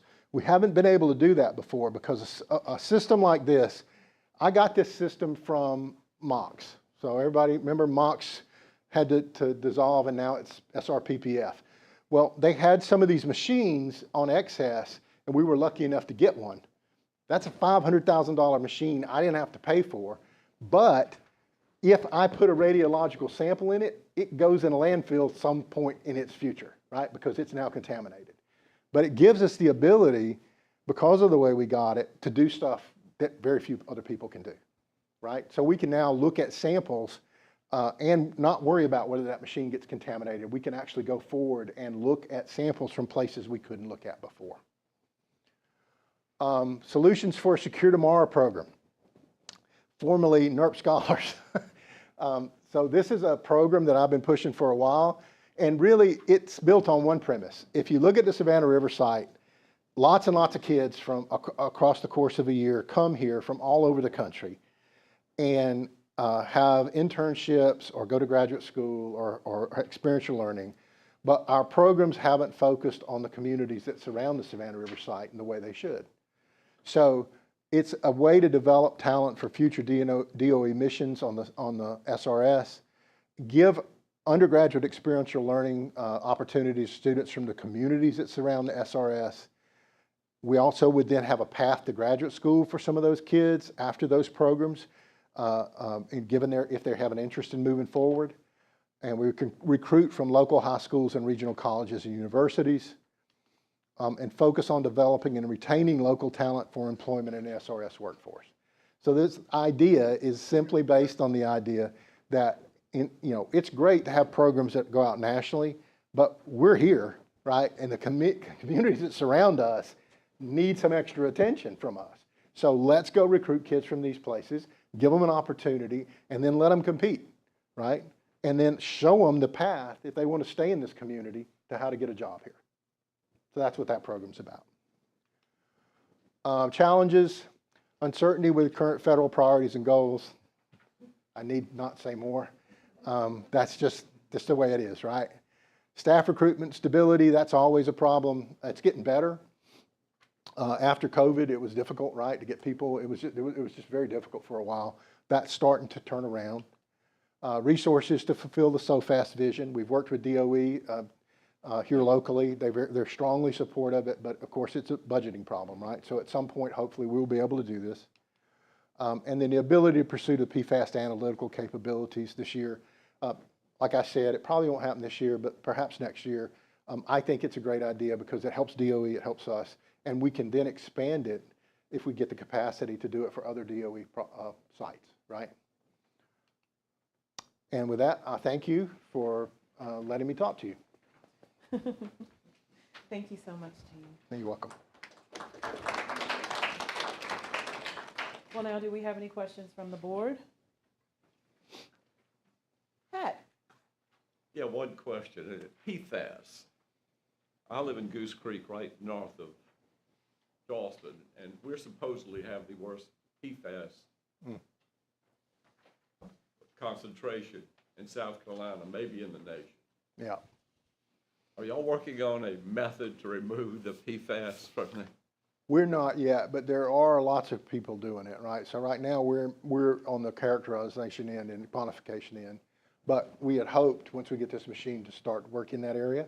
But there are ways to remove PFAS from drinking water, for example, and that's a simple filtration system. So they already know how to get PFAS out of things like drinking water. It's just a matter of the expense of doing it, right? And it's not terribly expensive. The problem of getting it out in the soil and things like that, where it's really being generated, is more difficult. There are folks working on that, but it's a push me, pull you.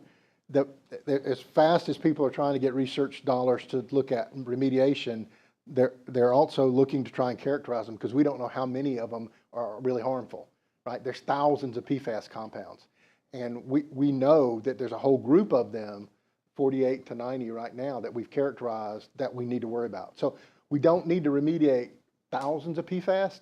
We just need to remediate those that are going to cause you health issues. And so that's where we are.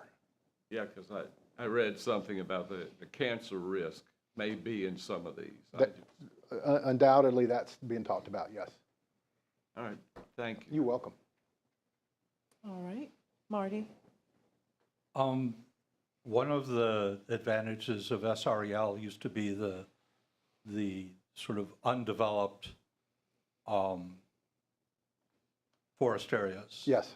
And when we took a tour, it seemed like a remarkable amount of the area had been taken over by Forest Service and put into basic silviculture. Right. To what extent are the unmanaged areas shrinking? Yeah, so I'd say there's two things going on there, three things. One is that there's still a lot of undeveloped area, right, especially associated with riparian areas, isolated wetlands, the swamp areas. One of the things that we've noticed it too. So what's happened is, given the rotations of the forest, they've always gone through and rotated their cutting of the forest. Over the last 5 or 6 years, stands that were closer to the roads had been left alone, and now they're being harvested. So it looks, right, when you drive through, it looks like that we're harvesting more than we were, but we're not really. We're just harvesting in places where you can see it. So that, because I asked the same question, right, of the Forest Service. That's one thing. The other, though, is whether or not it's unclear yet what the requirements of the new administration are going to be in terms of timber harvest. The Forest Service could, in fact, be asked to cut more timber going forward. I don't know. But that seems to me ultimately to be a DOE decision, right?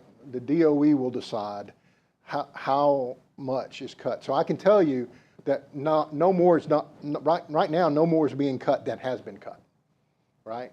At least at this point. It's just where it's being cut. That make sense? Yeah, except that my thought is from 30 years ago, where there was an enormous amount of undamaged longleaf pine forest. Right. And they are trying to reestablish some of that, actually. So it is gone. Not as much longleaf, mostly loblolly. Their longleaf, they have a longer rotation rate on, so longleaf might be there 80 years. And they are planting everywhere they can plant longleaf in terms of the site characteristics where it should grow, they are planting back longleaf. Okay, so they are trying to take out stuff. So it used to be longleaf there, then they put in loblolly, now they're putting longleaf back. So they are doing that. And Davila Clark will be talking this afternoon, and he can tell you. But my opinion is, I asked the same question. I said, what's going on? I'm driving to work, and I'm seeing all this stuff cut. The answer to my question was, we're cutting in places we haven't cut in the last 30 years, right? And now we did that so that people wouldn't have to deal with that view, but it's time we have to cut it. So I believe them. Thank you, though. That was a good question. All right. Phyllis? Phyllis Britt Cab. Last year, or maybe it was the year before, we submitted a recommendation to DOE asking for additional funding for projects that would involve kids who might otherwise not get involved. Right. And we got a favorable response, but I don't know how that translates into money and then action. Has anything happened since then? We've had very good talks with DOE, and in fact, we were working toward getting funding for that in 25 and 26. 25's been shot, right, but 26 still potential. So as of today, if nothing changes in the budget, we should get the funds to start the experiential learning program in 26. Yes, ma'am. All right. Any other questions for Jean? No? All right. Thank you very much.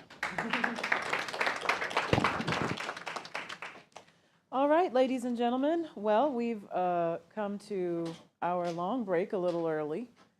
So why don't we just go ahead and break for lunch? We'll do 90 minutes, and we will meet back here at about 12:30.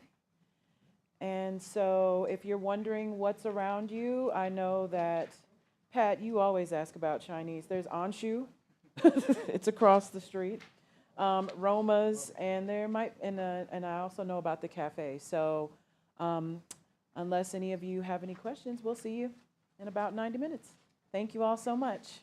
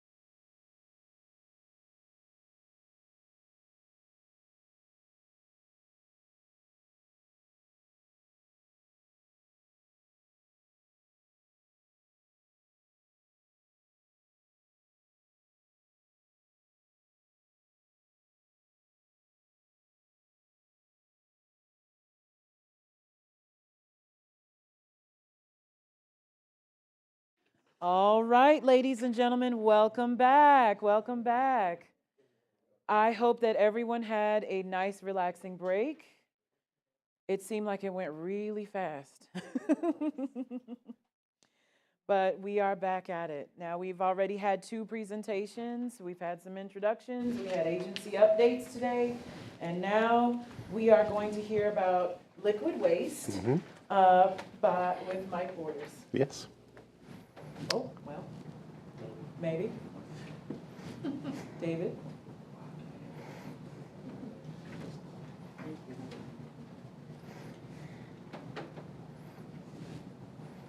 So while we're waiting, I will say this.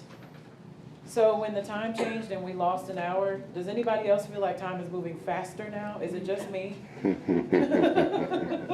There we go. Is that the clicker? Yeah. There we go. There you go. Thank you very much. Juanita, you ready? I am ready. Okay, Go for it. very good. So good afternoon, everyone. I'm Mike Borders. I'm the Optimization and Integration Director for SRMC. We have the IMCC contract, which is the liquid waste, high-level waste cleanup contract. So today I'm going to give you an update of where we are with our mission. I think the last time Liquid Waste spoke was in the summer last year.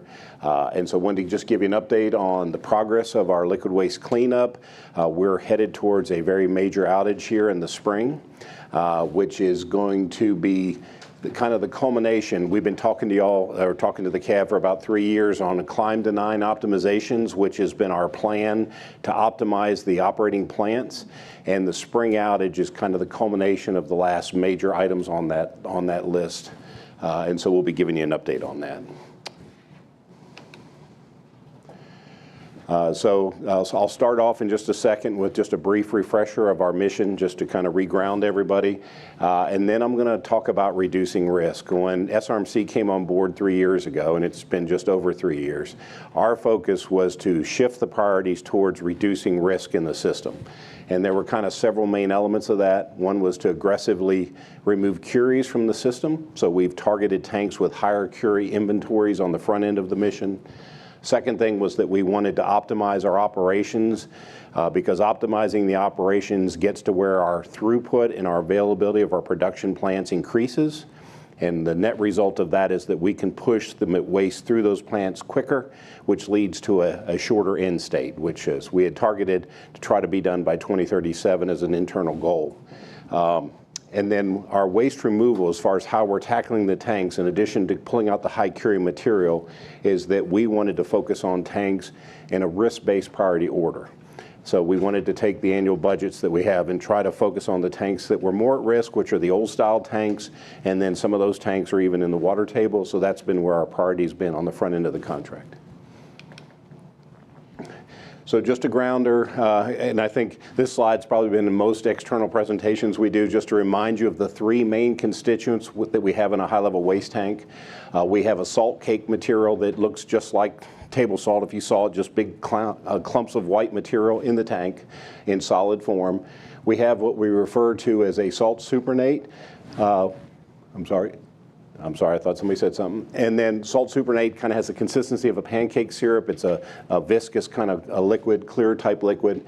And then in the bottom of the tanks, some of the tanks we have sludge, which is almost peanut butter consistency. And it has a lot of heavy metals in it, and it looks like a brown mud to give you a flavor. The primary feed to DWPF is the sludge material. The primary feed to SWPF is the salt material, both supernate and the salt cake, and we dissolve that to make salt batches so that it's in liquid form. And I'll talk about that on the next slide. Oh, I'm sorry, one other thing probably to mention here, just to reground everybody, about 33 million gallons in the system, about 196 curies, and you can see the breakdown. Once again, a high proponent of the curies are in the sludge, even though it's a very small volume. So this is our mission in a nutshell.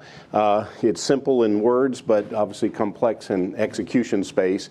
Our main mission is to remove the waste in the high-level waste tanks, which you can see on the screen in this area right here, just pictorially. to remove those tanks, and then to get those tanks in a state to where ultimately we can clean and close those tanks. And then once we remove that waste, we then make up sludge and salt batches that we then send to DWPF and SWPF respectively to process that material. And the whole goal of the entire liquid waste system is to take the elements that are the constituents of the waste that are the higher activity, and that we remove that from that and then try to focus all of that towards DWPF, which is the glass waste form. So SWPF actually has 2 effluent streams that come out of it when we run the process. We decontaminate the large volume with salt solution.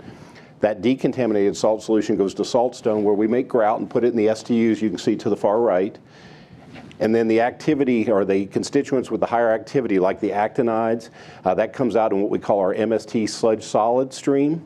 And then also we pull cesium out in solvent extraction, and that's the strip effluent stream. So those streams then go to DWPF and get blended with sludge and go into glass. And then the canisters get stored in glass waste storage building. Okay? Any questions on this before I advance? So as I mentioned to begin with, one of our main objectives coming on board was to aggressively remove curies. And so what that entailed was that we targeted batches or tanks in the waste, in the high-level waste system, that had the highest curie inventory to make up our initial batches. And so that is going to be basically around the first 22, 23 batches for salt material that goes to SWPF. And so you can see by this graph that in the first 3 years of our contract, where the green line shows here, you can see how more rapidly curies are being processed out of the system. And so we've just given you a little bit of a nugget there that says, hey, in the first 3 years of our contract, we have processed through the system the same amount of curies basically as were done in the previous 10 years.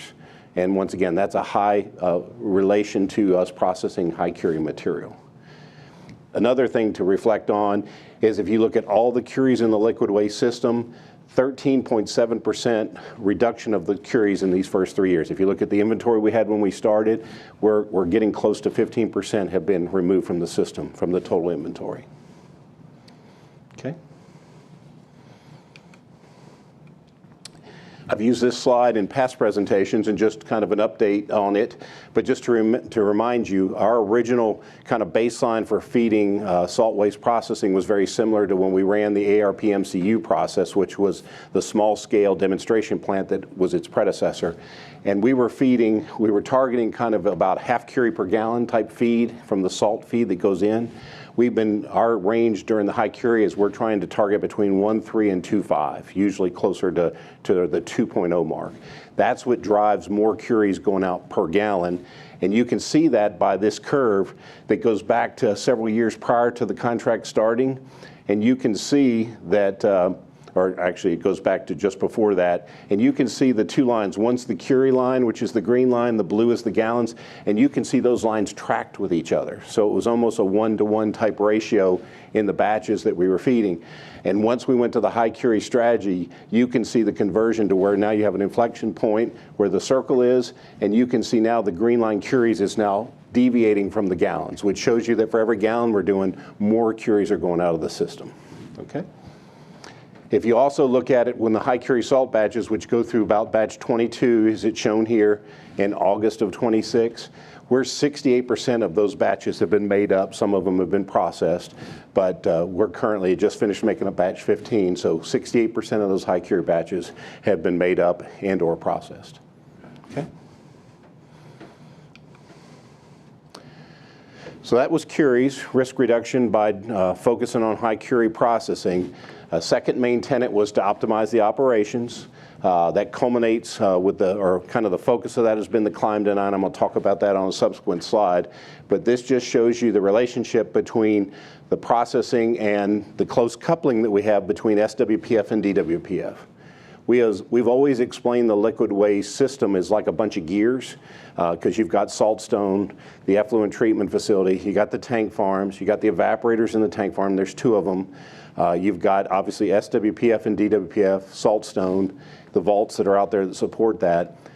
They all have to run integrated together. If one of the gears stops, it affects all the gears.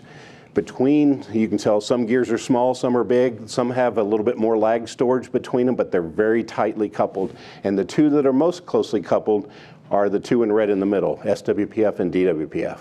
There are days apart from one plant affecting the other, mainly DWPF affecting SWPF. So those two plants have to run with a pretty good availability rate just to keep the mission going. And so we're working on things for availability, as in the plants are available and can be running, as in they're up or versus down. And we're also working on the throughput, how much material goes through at any given time. So that would be like flow rates, if you think of that. You can see we've been struggling a little bit with some problems. You see the little gaps with DWPF equipment and basically outages, either planned or unplanned. That means that no availability when they're down. And so there's been a high focus on that, which I'll talk about on the next slide.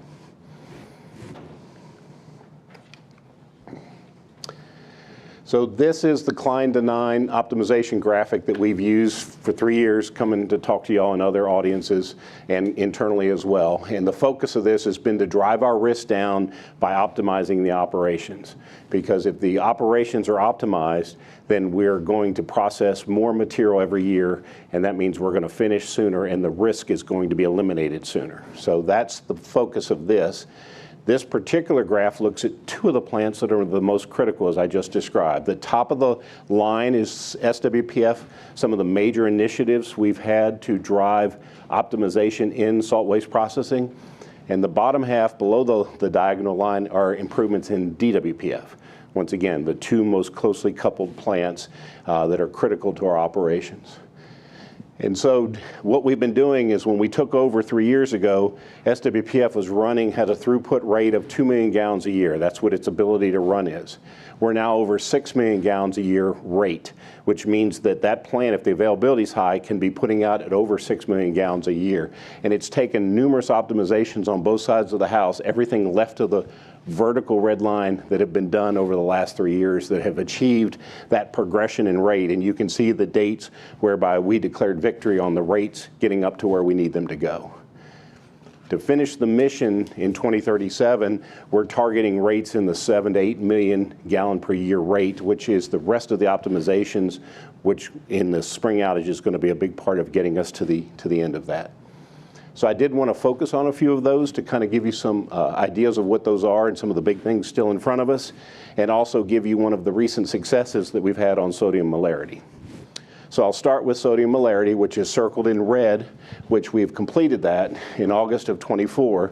But that was a big one for us because we knew when we took over that we were going to try to increase the sodium molarity of the salt feed. So think of it this way. It's almost like Curie's, very similar to that. If you can pack more salt into those batches for every gallon, you don't have to run as many gallons. So that's a net way to improve things. Our initial thoughts was that we would have a max sodium molarity of 7.0. So we've been under a deliberate campaign to work through the system to get that number up, and we've been successful to get it up to 8.5 molar sodium for every salt batch. So our new max is 8.5. And the net result of doing that in the system plan is almost a 20% reduction in the total volume that we have to feed to complete the mission. So think of it this way, where at the beginning we thought we were going to run about 100 salt batches. Every salt batch is nominally 1 million gallons, so about 100 million-ish type gallons. Our numbers now for the entire life cycle is more like 80 salt batches because of that increase. So that was a big success, and we've put that into practice, and hence that's one of the things that's helping us achieve our end state. So that's one that's been done and we continue to do. The second one is SWPF filters. This outage, this is kind of one of the big things that we've really targeted and what we built the rest of the outage around, which was we did testing early on to determine that the crossflow filters in SWPF needed to be bigger if we wanted to run at the rates that we need to finish our internal target of a 2037, which is what we're striving for. In other words, to get the maximum throughput, to get in that 6 to 7 million, almost 8 million gallon a year rate that we think we need to finish in 2037, the filters, when they run real radioactive waste, were having problems keeping up. They were a throughput limitation in SWPF. So we did a bunch of did some, it's not experiments, but we ran some different campaigns in SWPF, determined that we needed to make them bigger, and so we've got new filters that are about to be shipped to the site in the next couple of weeks. And basically they're going to get installed in the spring outage. So we'll replace all 3 of the crossflow filters on the front end of SWPF. That basically gives us 200% surface area from what we have today. Think of it like it almost doubles the capacity to filter nominally. So that is going to be a big one to help make sure that filtration on the front end of SWPF is not a limiter for us on throughput. And so that goes in the spring outage. Second thing I wanted to mention for SWPF is we're putting in individual flow meters for each crossflow filter. Right now we have an aggregate one that looks at the total of all 3 filters when they're online. We're putting in individual ones with a mod so that we can evaluate which filter is maybe needing cleaning, is having a problem. And what that will help us with, right now we rotate those filters offline by the number of hours they've been online and we clean them. And we don't know that filter A versus B versus C is the problem. We're just doing a preventive maintenance of rotating them off based on run hours. But these flow meters will tell us, you thought you cleaned filter B, but for whatever reasons, it needs a longer soak time, for example. And so we'll be able to target our actions based on data versus just doing kind of routine PMs kind of thing. So that goes in during the spring outage. On the other side of the line to focus on, let me see one other thing. Oh, one other thing we're going to do in SWPF while we're down is we're going to also change out a lot of the contactors in solvent extraction. We do that routinely because we have solids that build up. They also need to be cleaned. And so we just take them offline, put in new ones, and we go clean them while we're running the process. We do that in another facility. So we'll do that during the outage. On the DWPF side of the line, a couple of major, I'm highlighting about 3 major items that I want to talk to today. One is strip effluent lag storage at 512S. So we converted what we call a pump pit between the facilities to be an extra lag storage for the strip effluent that comes from SWPF to DWPF. As I mentioned, right now we've got, in the order, if the tanks were empty between them, we probably have about a week and a half, roughly 10 days, depending on where we are in processing, before DWPF, if it's down, will start to make SWPF go down. So putting in the lag storage at 512 gives us 10 more days to store strip effluent. So if DWPF has something that fails and we have to fix it, that takes processing offline, we can fix it. SWPF does not have to shut down with lag storage. We can store up to 10 days of material, fix whatever was in DWPF, get it back up and running, and then we can then bring that material back into DWPF and work it off in DWPF. So that almost doubles our capacity between the 2 plants before DWPF would impact SWPF. So that goes in during the spring outage. A second thing that helps with that is the one underneath that, which says SEF to SME mods. That's from the strip effluent feed tank in DWPF to the slurry mix evaporator in DWPF. And what that does is right now, that strip effluent stream that has the cesium in it from SWPF goes into that SEF tank, and then it goes to another vessel called the sludge receipt and adjustment tank. So it goes one way, it goes into that tank, and it goes just to that SRAT vessel. This now gives us 2 paths to go. Once that strip material gets there, it can go to the SRAT, or it can go to the SME. That means 2 different tanks that have steam coils can work that material off in parallel. So now we've, in essence, doubled our capacity nominally to get rid of that material. And once again, that helps DWPF have more time to fix things that break and not impact the process. So another big improvement that gets put in during the spring outage and comes online within the month or 2 after that, after we test it. The last item on there is probably one of the biggest ones. We're doing MPC crane controls and camera upgrades. DWPF is like H Canyon. They're big processing canyons. They're remote canyons where we have various processing cells with components in them, pumps, agitators, vessels, etc., steam coils, cooling coils, those kind of things. And then they have cells, so it's where people don't go. And when we have something break in there, you have this big crane, which we call the MPC main process cell crane, that goes over top of the canyon, and it goes and pulls covers off cells. It goes in and takes jumpers or basically piping and electrical lines apart remotely with a crane, And then it takes components out to a maintenance cell where we can decon and then do maintenance on those items. Then we go put them back in. All of that done by that crane. So for 90% of the things in DWPF that break in the canyon, we need that crane. So if that crane is having reliability issues, and it's old now, it's 40, 45 years old, in that range, it's like when it starts having reliability issues, now something breaks in the canyon, you go to get the crane to work on it. Instead of the crane just being ready to go, you go out to drive and then a camera fails or a control issue. And so this is going to do a complete upgrade to all the cameras and the control system to make it more reliable, to address items that we've been working on to get ready for, so that when it's time to fix something in the canyon, that crane, when it comes out, is ready for duty. And so that also gets done during the spring outage. And once again, with 90% of the items in the canyon requiring the crane, you don't want to have the downtime. And I'll tell you, cameras has probably been one of the biggest ones. Probably half the time, the cameras are having different issues because there's 10 cameras on that crane so that you can see what you need to see. So a lot of good mods are being done in the outage. There's a couple other items still that are to go that were multi-year things. We're increasing our critical spares. Those will go on beyond the outage. We've been buying a regular diet, if you will, of a lot of critical spares. That's going well. But the spring outage, which I have circled, really takes care of a lot of the last major items that should get us where we want to go with both throughput and with availability. Okay? So any questions on that side before I advance?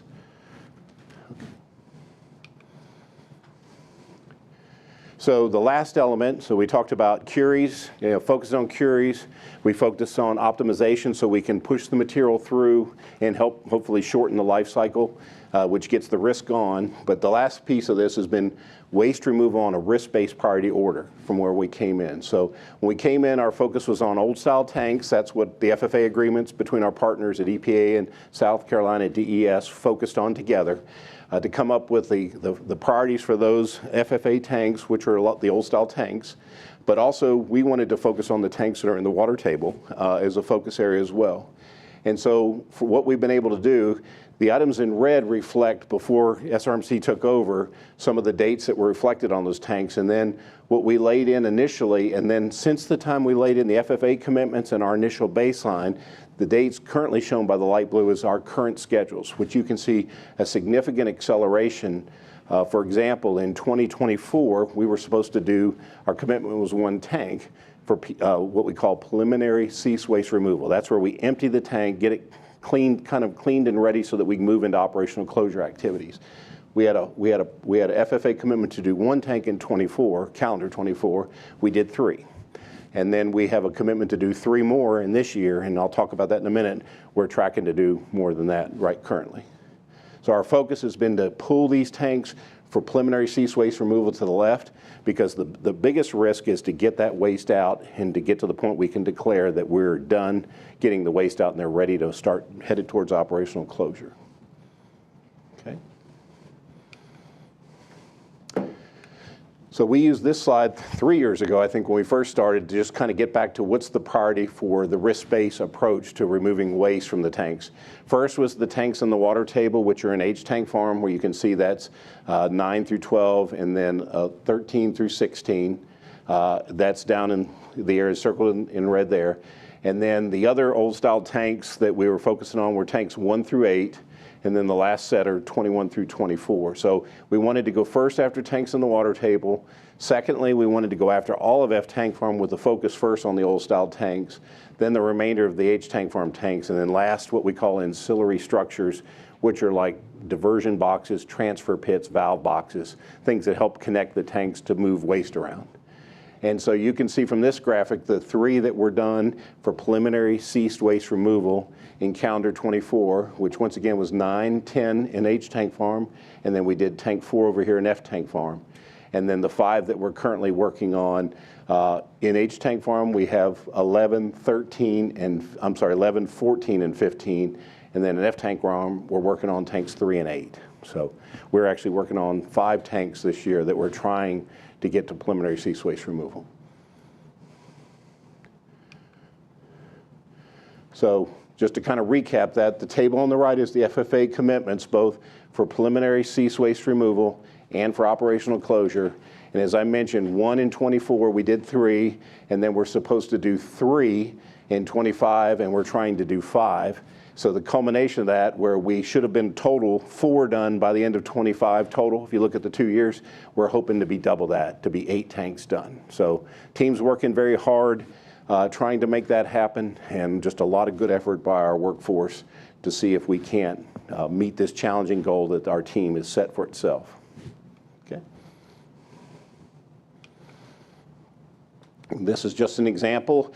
The tanks that we cleaned, usually this is tank 10, but start off looking like this. This was a salt tank. You can see both the salt cake and some salt supernatant puddled in there.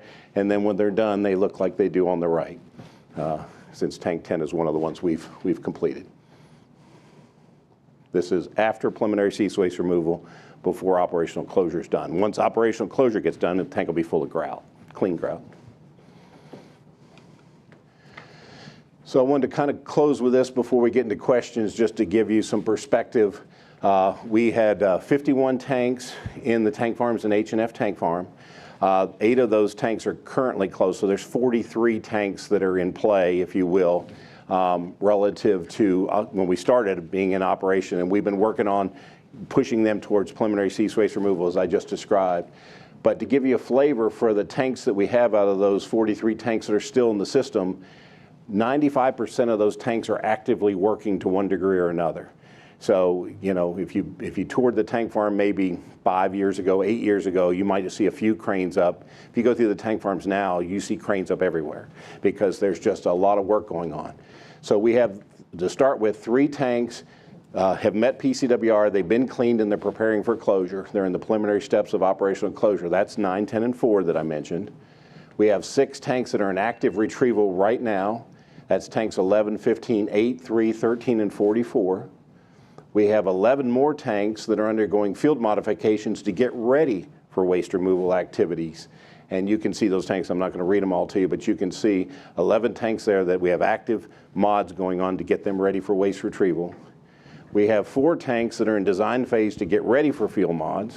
Once again, you can see the cascading flow of work. And then we have 17 tanks that are what we call operating tanks currently. There are 6 of them that are supporting 2 evaporator operations, because you have tanks that are the feed tank, the drop tank, the vent tank. So each evaporator has 3 tanks that are tied into them to support that. You have sludge processing tanks, where we're in essence getting sludge out and putting it into the sludge makeup tank to make up a batch, so that we're available and then feed it to DWPF. And then you have numerous tanks that are involved in making up salt batches. So we're batching up, and we have a feed tank, and we're batching up in 3 tanks typically to basically be ready so that when SWPF needs more feed, it's ready to go to the feed tank. So 95% of the tanks of the 43 that we have, you can see, are involved in operations to one degree or another. So you get a flavor. The graphic, just so you know, this is F tank farm left, H tank farm to the right. So you can get a flavor. It's spread out amongst both tank farms. So in summary, we are focusing on processing higher curie batches at SWPF, because that accelerates risk reduction by getting the curie inventory down in the system. Once we get past the high curie batches, most of the batches we feed then will be very low, in the 0.3, 0.5 curie per gallon range, probably closer to 0.3 curie per gallon. Some will be even less. We're accelerating waste removal from tanks, particularly in the water table, because that accelerates risk reduction, as you saw from the graphics. And then we're also maximizing waste removal in our processing, because that reduces risk, because it ultimately, you got to process the waste out to accelerate the tank PCWRs and the operational closures. You got to get the waste out, and it's got to go through those plants, and so it all works together. Okay? So questions? All right. Questions from the board? Pat.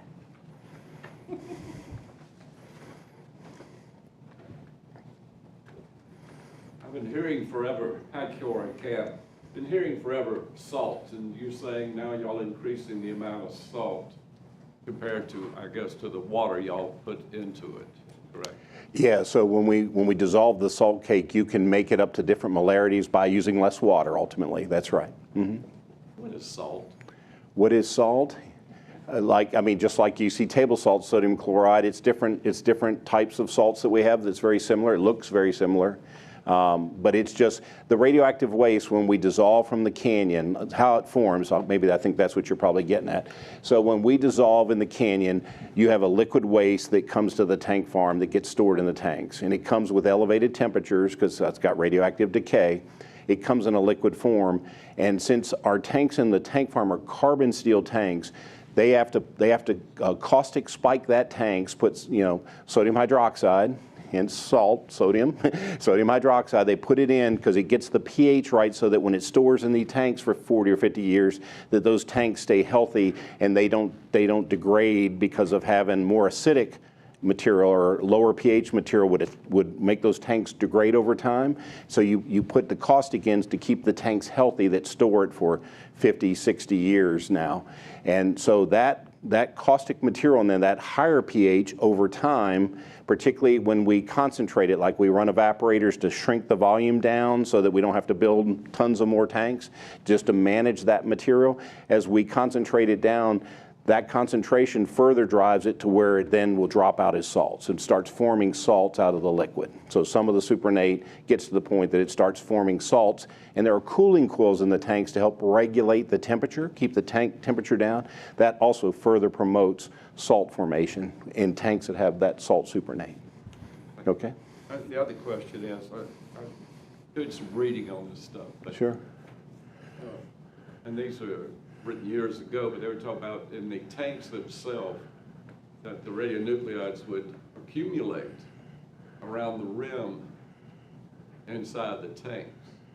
Yeah, the radionuclides don't accumulate. What happens around the rim that you may be referring to is we have to also worry about having corrosion at the water line, where the water line is right at the edge of the rim of those tanks.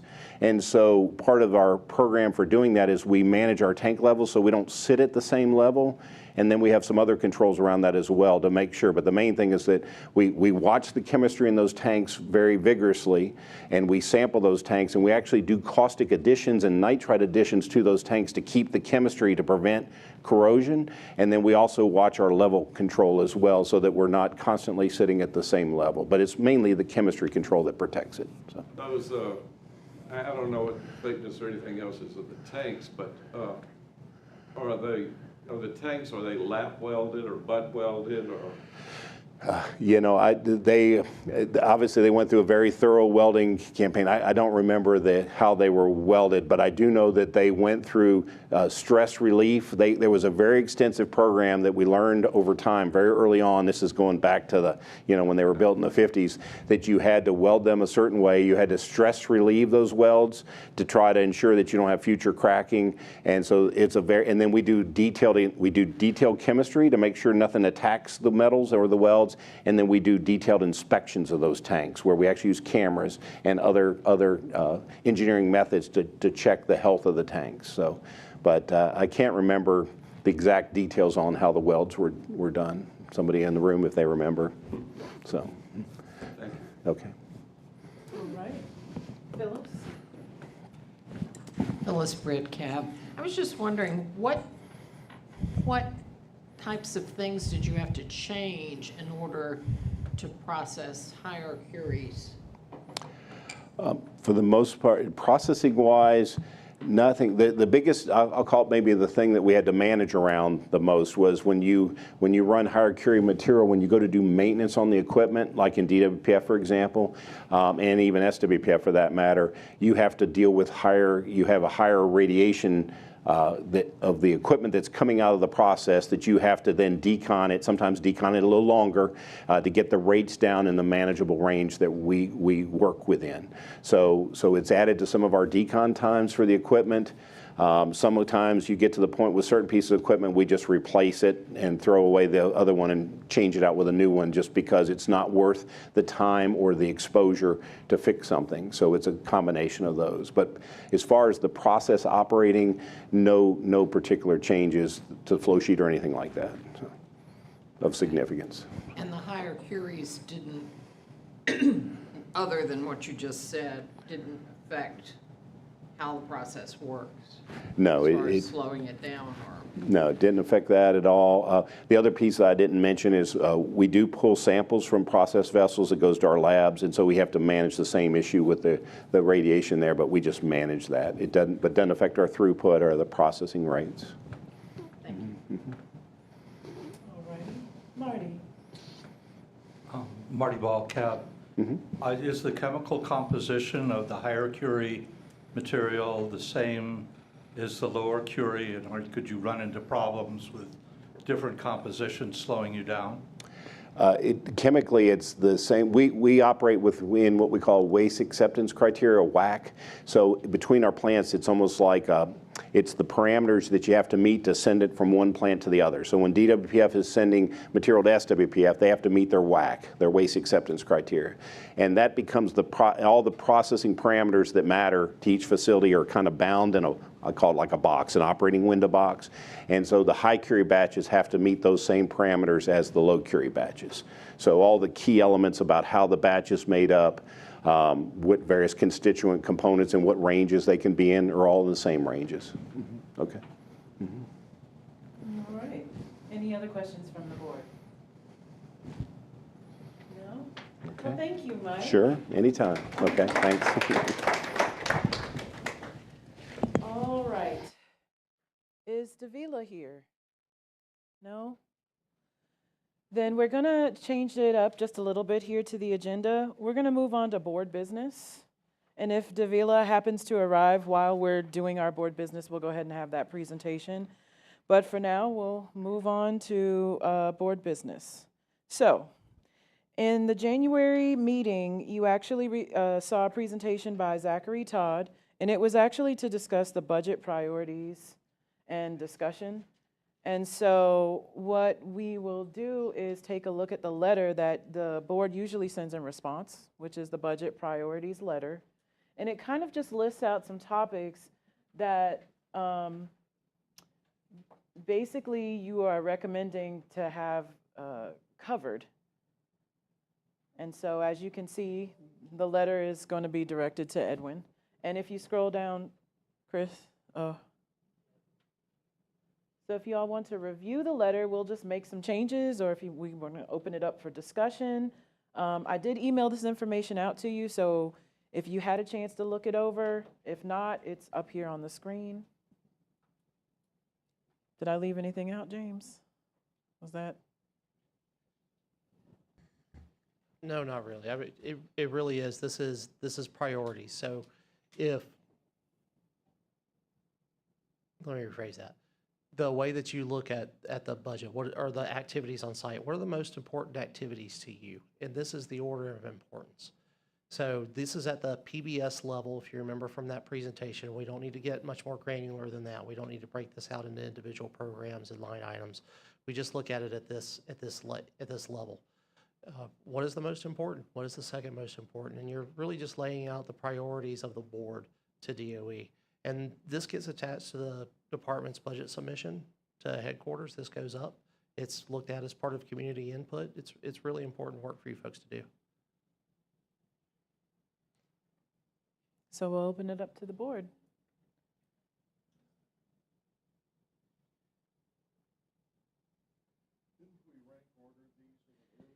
Can you speak into the microphone for us, please, Hubert? Didn't we already rank order these at an earlier meeting? Yes, but we are now reviewing it again. Believe it or not, it's been 365 days since then. Yeah. And we got to do this every year. So. Yep. So here we are. So yeah, I mean, this is exactly what the board last year thought was important. It hasn't diverged very much over the past few years, to be honest, but we open it up and give you the opportunity to shuffle them around however you feel best serves the community's needs, the site's needs, and your views on the activities at SRS.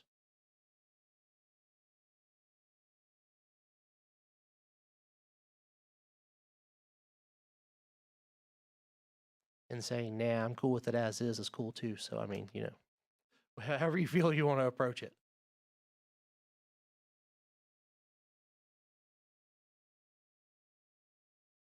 I will point out that, Chris, can you scroll to the top? I believe we have 2 different years listed. The top of the letter says FY 2027 here. And if you scroll down, it says FY 2026 here, so. Okay, so do we need to have this say 2027 or does the top say 2027? Okay. Thank you for everybody who caught that. Anything else? Are we good with that priorities list? Any comments? Questions? Okay. And I think we have enough to do that vote. Yep, we sure do. I do have a curiosity question. How much payment in lieu of taxes does the government now provide? I mean, I know it's divided among the various we can get that figure for governmental you. entities. Yeah, we'd have to get exact. Oh, yeah. Yeah, somebody's getting directions. Yeah, so we can get that for you because that's something that's a priority for us to make sure our partners and stakeholders there are happy. But yeah, that won't be a problem. We can get that today. Is there,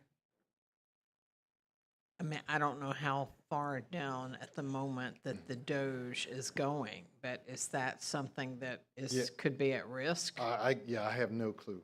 We're learning, and what I can tell you is we're responding to every data request to make sure they're fully informed for the initiative. So, but yeah, I can definitely get you the amount for what we did last year, and you can, it's public information. Okay. And are there strings on that money? Well, the main requirement is, as the name says, instead of taxes, the government agrees on a payment amount per county, and they really look forward to that, and we're making sure that we're on time and on schedule. Any delay is our leaders in headquarters are notified immediately. So. Yeah. But we can definitely get that info for you. Okay. I just don't have it up top. Absolutely. Mm-hmm. Thank you. Well, if there are no additional questions or comments, we need a motion. Move approval. Is there a second? Second. All that approve? Yes. Any opposed? All righty. Click save, Chris. Thank you. And then why don't we take a quick 10-minute break? And then we can reconvene, or we can come back. Before we do that, Yeah. Could you give us an update on where things are regarding the lease for this facility? I mean, I could, but I'm going to go ahead and send that over to DOE. Hey, excellent. A good question. I mean, it's spreading. It started with your lead there with AMC, and then you're kind of completing the loop. So as you know, we invested $66 million for the Advanced Manufacturing Collaborative. It's been constructed, 95% complete. In addition to all the technology in there, it's a plethora of meeting space. So quite naturally, we had planned on discontinuing this lease to leverage, because this ends in June. We'll open up in June, so it's a great transition for us. So that's the plan. Also, there are other locations, the multi-use facility in Aiken, also the Savannah River Ecology Lab. I don't know if y'all had the opportunity to be there. When you go in, you got the animals and snakes and things of that nature. It's real rustic, but we have a lot of opportunities to engage the public off-site to get around the badging requirements. But to be specific, the lease here coincides with the opening of AMC, and we do want to make sure you get that tour. You're going to see the new, what do they call the staging format? The young folks love that. It has that, as well as traditional conference rooms, that kind of stuff. So, yeah. So that's the plan. So we'll have one more meeting here, correct? Mm-hmm. And we'll utilize this and then transition away. But it's been a planned. We notified the Aiken. Everyone's been kind of notified of that. It's all along been a plan for us. Oh, it did? Yeah, but this is an efficient use of government resources. We've got a new facility. Oh, okay. No, sir. So I hope that answered your question. Yeah. Thank you. All righty. Thank you so much, Edwin. And let's go ahead and take that 10-minute break, and we will be back at 20 after. Thank you all.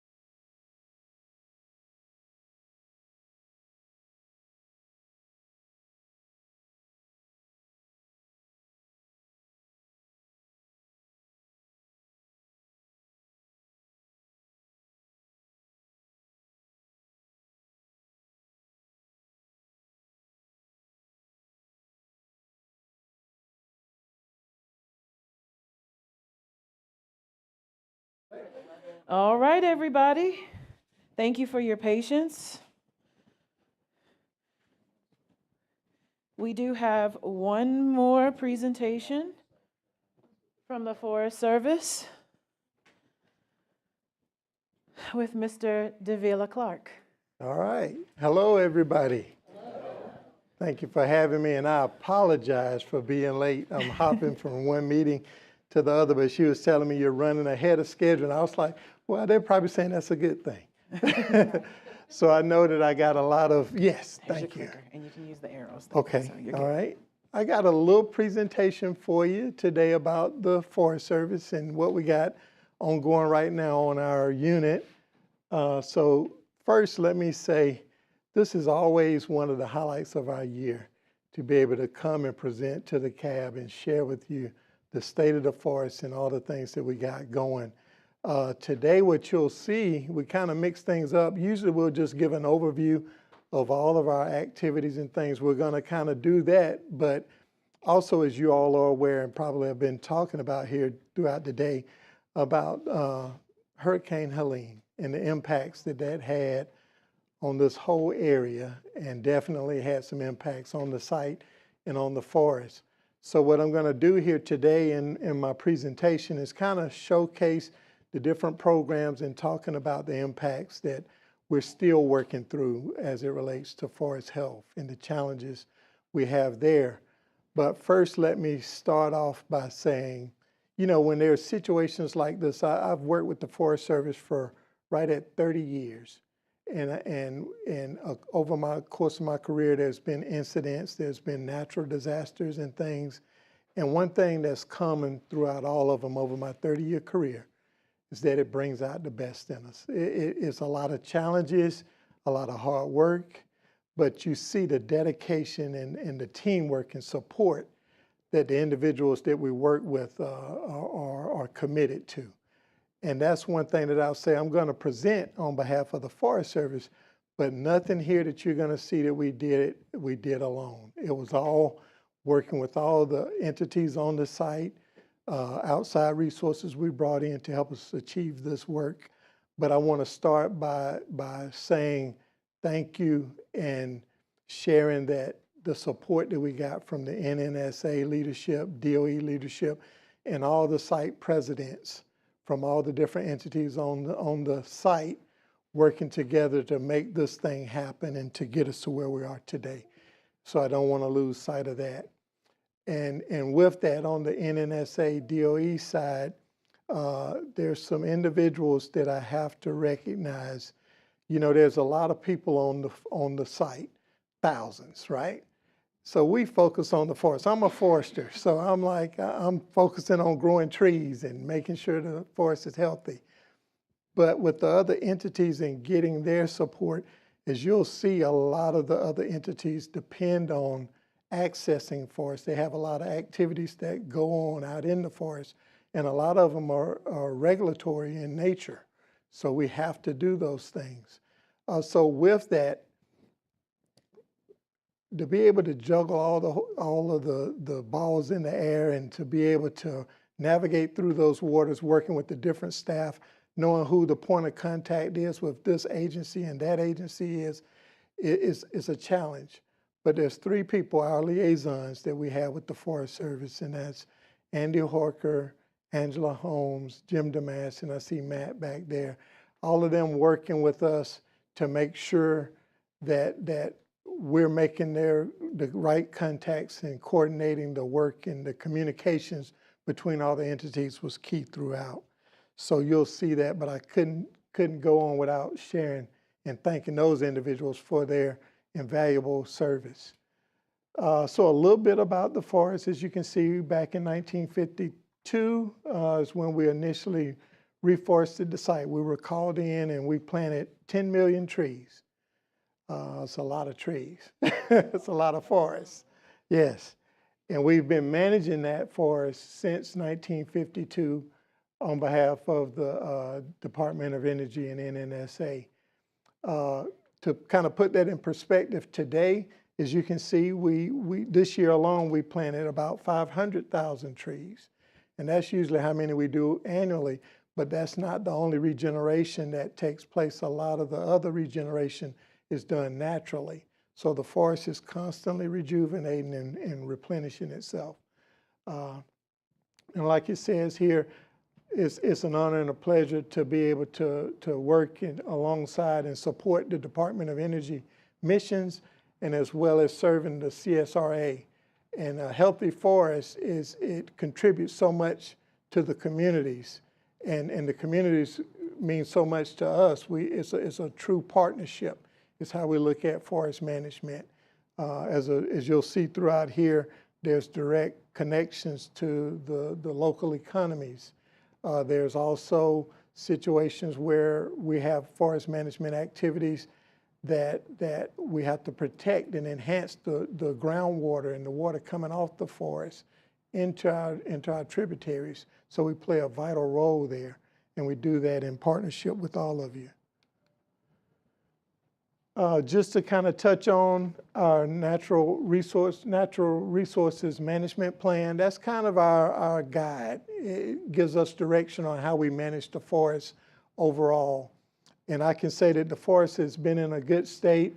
It gives us direction on how to manage for certain threatened and endangered species that you'll hear about, also about things that we want to do to promote a healthy, resilient forest. And I can tell you, by us adhering to this plan, prior to Hurricane Helene, the forest has always been in a healthy state. And as a result, we withstood less impacts than we would have had the forest not been healthy once the storm came in. So it was a resilient forest, and you'll see that we didn't have widespread impacts. It was in certain areas because the trees in the forest could withstand those high winds. So it wasn't as bad as it was, and that's a tribute to us adhering to our land management plan and practicing active management and creating a healthy forest. And these are some of the things that I'll talk about: our forest products, our timber, wildlife sections, engineering with the secondary road management, watershed management, fire. You'll hear about fire, and you'll hear a little bit about our research programs as I go throughout. And this is kind of an overview. Overall, as you can see, the forest total on site is just under 200,000 acres total, so a lot of acres. And currently, 16,000 acres are in industrial usage, so it's not, that's where the facilities are and within that footprint. Then there's another 14,000 acres dedicated to research set-asides. Those areas we assist the Savannah River Ecology Lab. You probably heard from Dr. Rhodes here today. They pretty much provide the management and oversight and conduct research in those areas. A true partnership there with them, a great partner as well. And the remaining 168,000 thereabout approximately, that's what we manage. And that's the forest that we practice and work on. So Hurricane Helene impacts. So we'll start with our natural resource management area, and particularly in wildlife. So with that, we did have some impacts. As you all know, we have a number of threatened and endangered species that we manage for through our active management, and one of those is the red cockaded woodpecker. And we have good news to report that as of last year, the red cockaded woodpecker was listed as endangered, but it was moved down a status and delisted one level to now it's threatened. That's because our populations have increased. And to give you a definition of what endangered means, endangered is when a species is so rare that it's about to face extinction. And so with that, it's been delisted and moved down to where now it's threatened. So we're moving in the right direction. Threatened means there's a threat to the populations, but it's on the verge of becoming endangered. So instead of us moving towards endangerment, we're moving down towards threatened. And so with that, our populations were healthy and in a good place. I think we had about 165 active RCW colonies active, but we had some impacts. So as you can see, where is it at here? We had about 73 cavity trees that were either damaged like that, where they were snapped and damaged that way, or they were knocked over completely, but no longer available for nesting for the red cockaded woodpecker. So we had some impacts there. So at the end, you'll see a video. Before I ask questions, open it up for questions, we'll show a short video of the work that we did to recover on the lost habitat and how we partner with other forests and other entities to help improve the habitat and create more habitat for the RCWs moving ahead. And as you can see here, we placed over 130 new cavity nests to replace the ones that were damaged. So we lost 73 and we replaced it with over, around 130 new cavity nests. So good work there, and we couldn't have done that alone. Other things on our wildlife program, this is a big topic of discussion when we come here is the impacts from our feral hogs. These things wreak a lot of havoc. They're non-natives and they're very invasive and do a lot of erosion damage across the forest. They're a nuisance. And some of you may even be aware it's a nuisance even on private lands. And so with that, this past year, we were able to successfully remove 1,435 feral hogs in FY20, in fiscal year 24. That's a lot of hogs. Yeah, that's a big population of them. And so with that, we've partnered with the Animal and Plant Health Inspection Service, APHIS, this year, where we're doing some aerial removals, where they would fly over with the helicopter and remove the feral hogs that way. And I know a lot of times the question is, well, what do you do with them once you remove them? And what we typically do, if we're trapping them, we'll take them out and just lay them out, and the scavengers will come and remove them that way. So that's how we do, we remove those, because, some people would ask, well, is the meat good and stuff like that? And coming from the site, what we would have to do and get them checked and all of that, it would be very costly. So it's more economically feasible to put it back and just put them out and allow the scavengers to naturally remove them that way. So APHIS is a key partnership with us that we're working with. And like I said, these things are causing a lot of problems, not only on the site, but also on private lands. Working with APHIS and in partnership with them, they can do treatments and removal off of private lands. So by us working with them, we were able to even do some removals from some of the, I forget the name of the plantation, but it's down near Cracker Neck on the southern part of our forest, where we did a removal project there.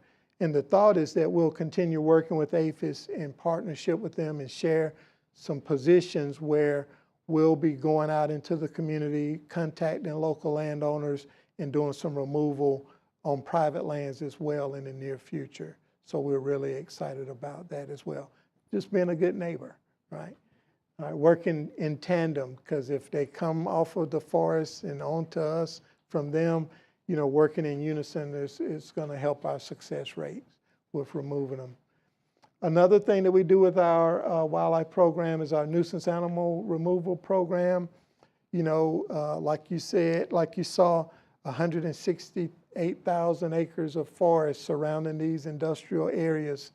So you're going to have encounters with wildlife in these facilities.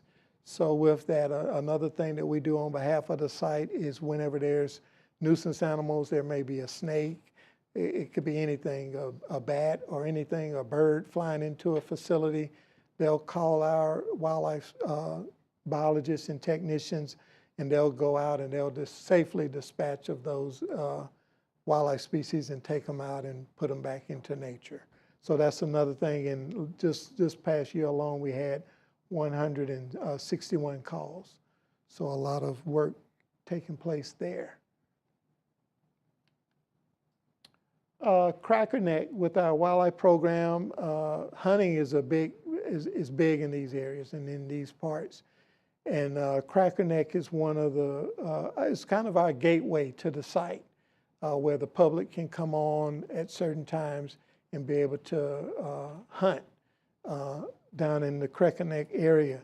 These are some photos, it's just a laser, showing kind of some of the before and afters of some of the treatments we had done prior to Hurricane Helene, opening those up where it's a better hunting experience and just a healthier forest, where we're removing this understory here and opening it up. This is the same area here, right here, that's showing you what it looks like after we go in with the masticator and kind of chop up the understory vegetation there and open it up for wildlife, better quality hunting experience and better habitat with that.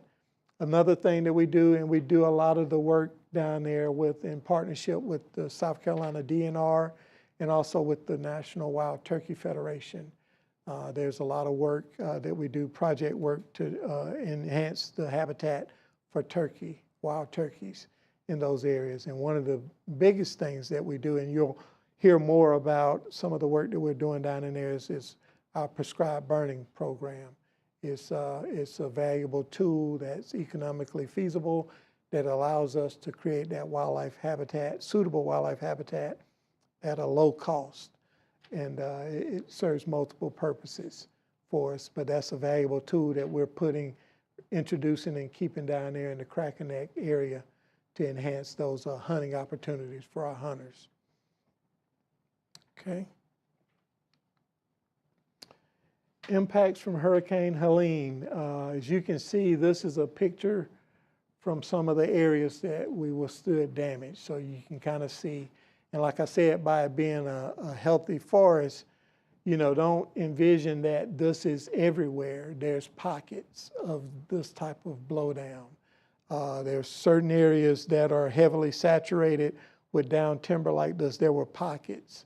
But because the forest was healthy, what you may find is a few trees down scattered across the entire site, but not heavily concentrated areas like this, just little pockets throughout. And in areas like this, I'll be talking more about our salvage operations.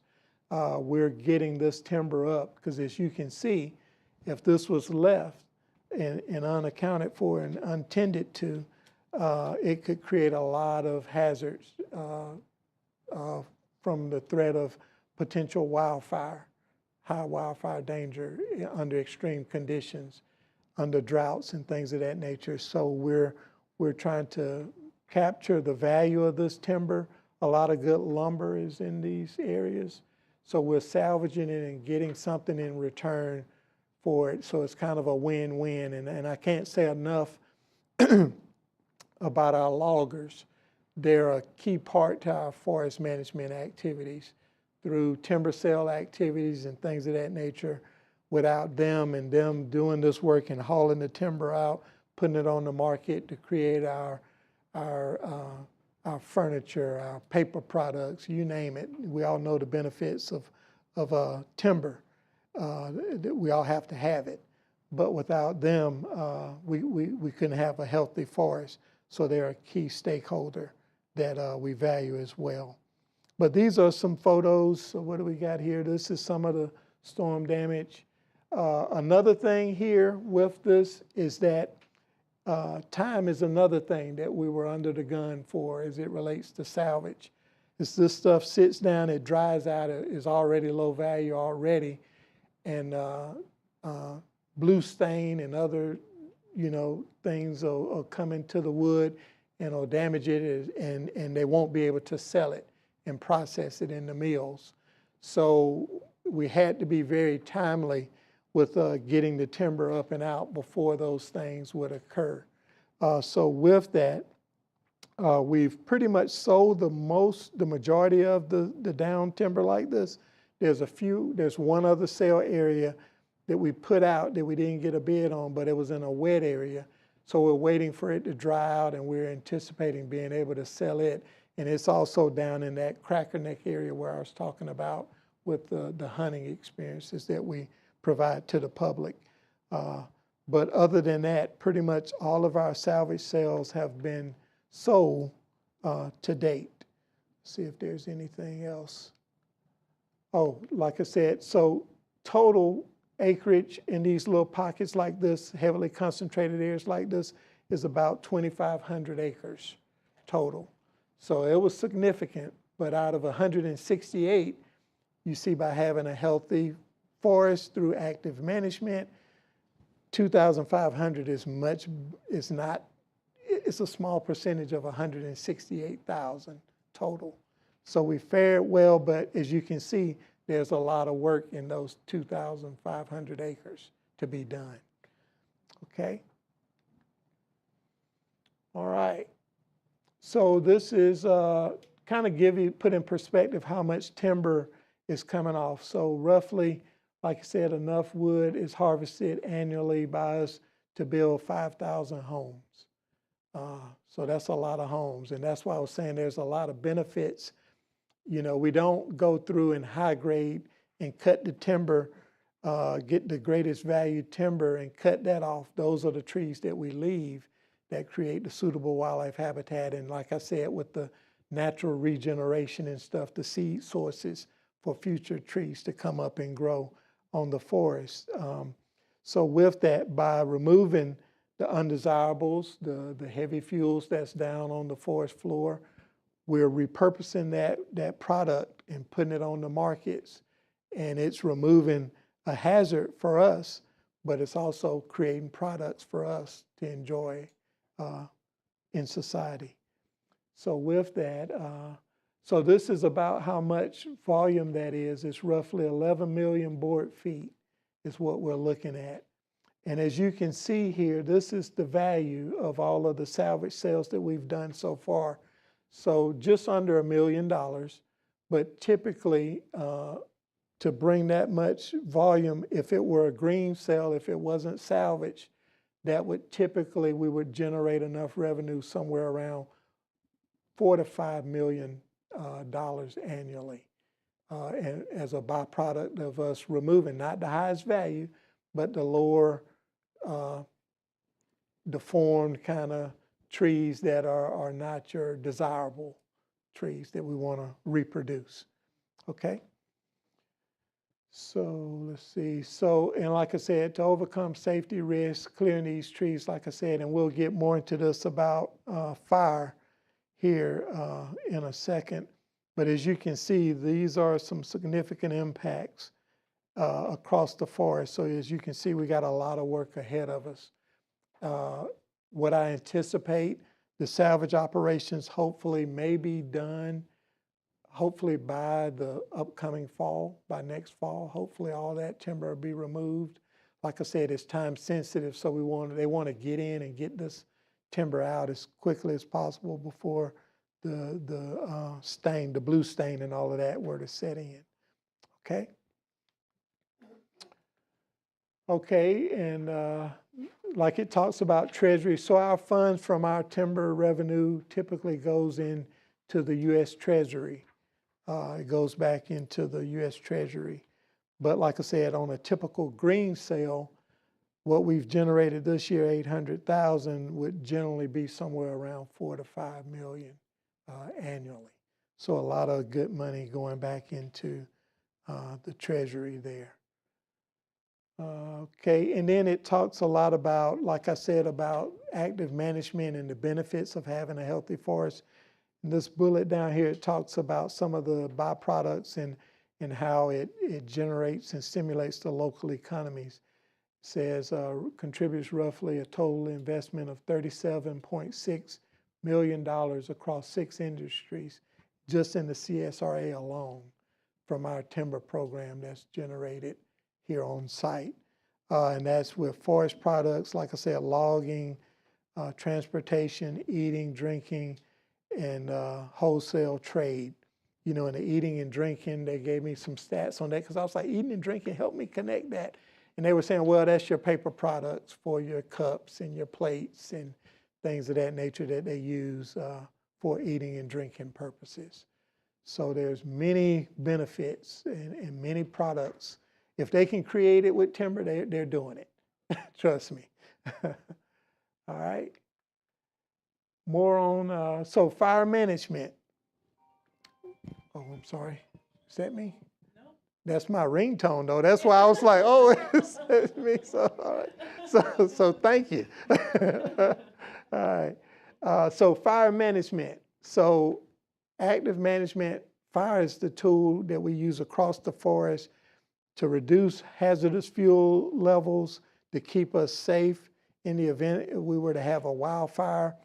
You know, if there's no fuels to carry the fire, if we were to get a lightning strike or something like that, we can get in there with a dozer, plow a line around it, and keep those facilities and keep the communities that we surround safe. So as you can see here, these are some of the secondary roads across the forest that we've cleared. And as you can see, by opening up those roads, we got a lot of debris in some areas. Again, this is not widespread across the site. This, again, in those pockets where we've had some damage, where the storm hit hard, we have fuel levels like this that now we're having to work back through. And as you can see, these aren't like in a timber stand like here, where we had it scattered throughout a stand where we can harvest those.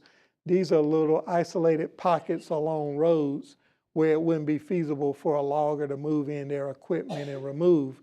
So we're coming up with ways where we're now going along where they'll bring a mulcher and they'll chop this stuff up and maybe haul it off and mulch it up where we can remove that hazardous fuel that will be a challenge for us with our prescribed burning operations.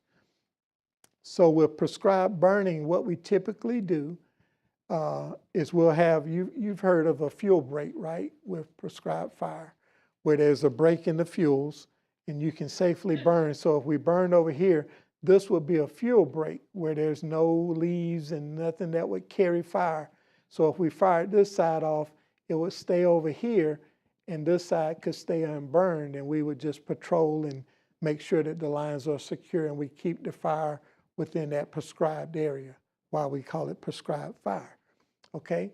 So if we left this like this, it would be a greater challenge for us, because if this ignited, as you can imagine, in a windy, dry day, an ember could just blow an ember over the line and get over here, and then we would have another fire that we would have to keep in check. So as you can see, these pockets are creating a problem for us within our fire management activities. So we're removing this mechanically to reduce the hazards and enabling us to be able to go back in and keep fire in these areas and not have to deal with this heavy fuel loading. And as you can see it better here, you see the black here, that's where we burn. You see the fuel break, the road there, no fuels on it, and you see over here that's unburned. This is typically what we would find where we wouldn't have a heavy fuel level. We could use that road safely as a holding feature for our prescribed burn activities. So we're working through removing that hazardous fuel areas in those pockets. So looking at that, but let me go back just 1 second here and let me see what's on the next one. Yeah, let me go back here and to show you, you remember like we're salvaging these areas, but throughout the remainder of the site, we don't have heavy concentrations like this, but there are a number of trees that are down in these areas. So when we prescribe burn, smoke management is one of our biggest challenges. And that's where we can impact the public mostly, and where we're trying to do the best we can to mitigate and lessen those impacts. So as you can imagine, trees down, not this heavily concentrated, but say half of this scattered throughout an area that we're burning. And if these trees catch up, and overnight if we have an inversion, guess what? That smoke's not gonna lift. It's gonna follow a drain and it could travel over into a road or or you may have to shut down a road, you may have to it may impact a neighborhood or what have you, but we try to mitigate that as best we can. But that's one of the challenges that we have. The benefits of burning is you're removing these hazardous fuels like this in the event that you do have a wildfire, you can safely contain it. So in the name of safety, we have to burn these areas, but an impact of the storm now is we may have some residual downed trees that may put up a lot of smoke that we have to deal with. So what we're doing is trying to take a balanced approach where we're doing not prescribed burning everywhere, but we're doing mechanical treatment to chip up some of those trees and break them down quickly so that we lessen those smoke impacts. And this is one of the things that we wanted to showcase here. Three Runs Plantation is a community that's adjacent to the site. We do a lot of prescribed burning in that area adjacent to them. And like I said, smoke management is the biggest concern. And so what we typically would do is we wouldn't burn on typical days where we have a wind direction where the wind's blowing smoke directly over those communities. We would be doing the opposite where it's blowing away. And we're working closely with them on becoming a fire-wise community where they're taking measures and steps to keep grass mowed, keeping the lawns mowed, keeping leaves raked out from around the house. God forbid, in the event there is a fire or something, that they can safely, firefighters could come in and safely protect their homes and things of that nature. So we're proud of that partnership, working with Three Runs Plantation to make them a fire-wise safety community. And we're working in close coordination with the state. That's a program that's ran by our state forestry commission that we partner with them on, and they're working with us as well with getting that community fire-wise certified. Okay. And I think that is it for fire management. And these are just some of the other benefits. Like I said, with prescribed burning, we apply it across the landscape. You may be wondering how many wildfires we have. So as you can see, in fiscal year 24, we had 12 fires, 12 fires totaling about 55 acres. So those are small in nature. Typically it's a lightning strike. And occasionally we may get someone who may be driving down the road and flick a cigarette out. Unfortunately, those things happen, and it could be a cause of a fire. But like I said, by active management, prescribed burning, keeping those fuel levels down, we can maintain those and keep those fires small in nature when they do occur. And we have a number of them. We have a lot of railroads, trains that go through the site, and then, they can spark and can cause fires as well on the interior of the site. So we have those things occur as well. Those are our primary causes of those types of wildfires that we encounter. And as you can see here, we have SHIP. We contract out where we bring aircraft on. They help us with prescribed burning, where if they're not putting out fire, they're causing fire. They're dropping balls from the helicopter across a large landscape to help us with our prescribed burn program as well. So the helicopter is a valuable tool to us as well with our fire program. Another thing that we're looking into is the unmanned aircraft systems, the UAS, the smaller drones, so to speak, using those for prescribed burning operations as well, where we can put machines on them that'll drop what we call little ping pong balls, that when they drop, they'll ignite and spread fire, where our firefighters don't have to walk across the land. Yeah, we get a lot of that, yeah. But using the latest technologies and things to be more effective and efficient cost-wise to put fire across the landscape. Engineering and roads, as you can see, this is some actual photographs from on some of our primary roads. And again, this is where I would toot the horn of how the site came together to really work on things to open up these roads. Throughout Hurricane Helene, the site never shut down any operations. We were able to maintain full operations throughout, and we couldn't have done that without all of the entities, site services, and the road crews working in tandem with our forces and pulling our resources together to open the roads up and where people could pass through and get to the facilities. But it was quite a challenge for a few days there. As you all remember, you couldn't even get fuel at the filling stations and things. It was a big challenge. But we were able to pool our resources together, work together to clear these roads open, to be able to keep site operations ongoing.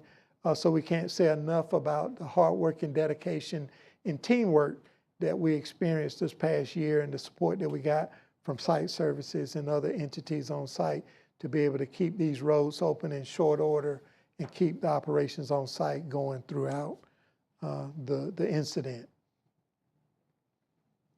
And as you can see, it says we have over 1,000 miles of primary roads, but the majority of those are secondary roads that we maintain on the forest. And like I was saying, there's a lot of other entities who use the forest for, here's some examples here, monitoring wells. So there's wells throughout the forest. As you can see, we got on here, I think it's 4,500 monitoring wells. That's a lot of wells where they're testing and making sure that the groundwater is safe, and it's a regulatory component to that. So they had to get out on the forest to be able to meet these commitments. So it was time sensitive, so we had to keep all these roads open. And like I said, you think about that, over 1,000 miles of roads, and seeing the damages that we had on our primary roads, you can only envision what we had on secondary roads like this within a forested area, how many trees we had to clear. And that's a credit to our dedication and teamwork and the hard work of our Forest Service employees.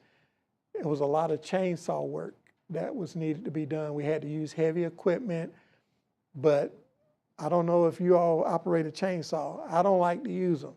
You got to be highly skilled, and we're talking months on end of people just out there all day, every day, operating a chainsaw.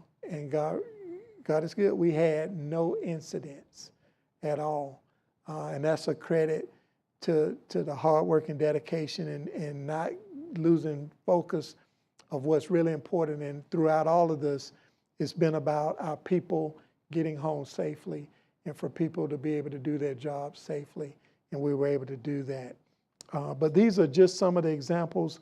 This is our phytoremediation area where through evapotranspiration, the contaminated water, the tritium contaminated groundwater, we we irrigate these trees, and through evapotranspiration, the tree sucks it up and it cleans out the water, and it evapotranspirates, and it removes the tritium from the groundwater. But as you can see, these pipes and stuff, this is an area that's not very old, but we had some big standing timber with these irrigation systems in them that's been grown over 20 plus years. So some big timber that fell over and broke these irrigation pipes. We had to replace a lot of pipe and things of that nature, so it was a lot of work that we had to do there as well. But we were able to make it through, and now those operations are up and operating fully again. All of the roads where we have monitoring wells, as you can see, over 4,500, they're able to access those and be able to do that, meet that regulatory compliance measure. Secondary roads, we pretty much now have all of those roads for the most part open. You know, if that's another thing about since the storm, if there's a high wind like last week we had like some gust up where it was like 40 mile an hour, you'll be going. And in days like that, if there's a storm or something, trees will just uproot and fall over. They're more prone to that now after the storm. So we're constantly revisiting and reopening up roads after we have slight wind events. So that's kind of the new norm that we're finding ourselves in. Research, we have a lot of research activities ongoing. One of the ones that we've had is our corridor project, where we were studying the plant movement between connected and unconnected adjacent habitats to see how animals eat the seeds and carry them and disperse them throughout the different areas. That project alone had been in existence over 25 years. And I went out and some of the overstory was completely removed and toppled over. So we're still conducting the surveys and the studies. The project work will still be ongoing, but we're having to replant those areas now. But we're in a good place with that research. There's other research that's ongoing. Let's see, talking about downstorm debris, studying. There's a lot of work that we're applying with research going with us being able to do assessments. Instead of us walking through the forest and measuring down timber, we're using LiDAR, where we're using radar imagery from above to be able to determine what the topography and what the ground cover is, where it's less labor intensive, where we don't have to traverse all of these hazards. We can use the latest technology to measure trees and determine what's out there on the ground. So research is being used in that fashion as well. Like I said, other impacts affected wildlife studies where, we had equipment, stuff out there that was damaged, working through that. This is also talking about research, all the different partners and universities that we partner with.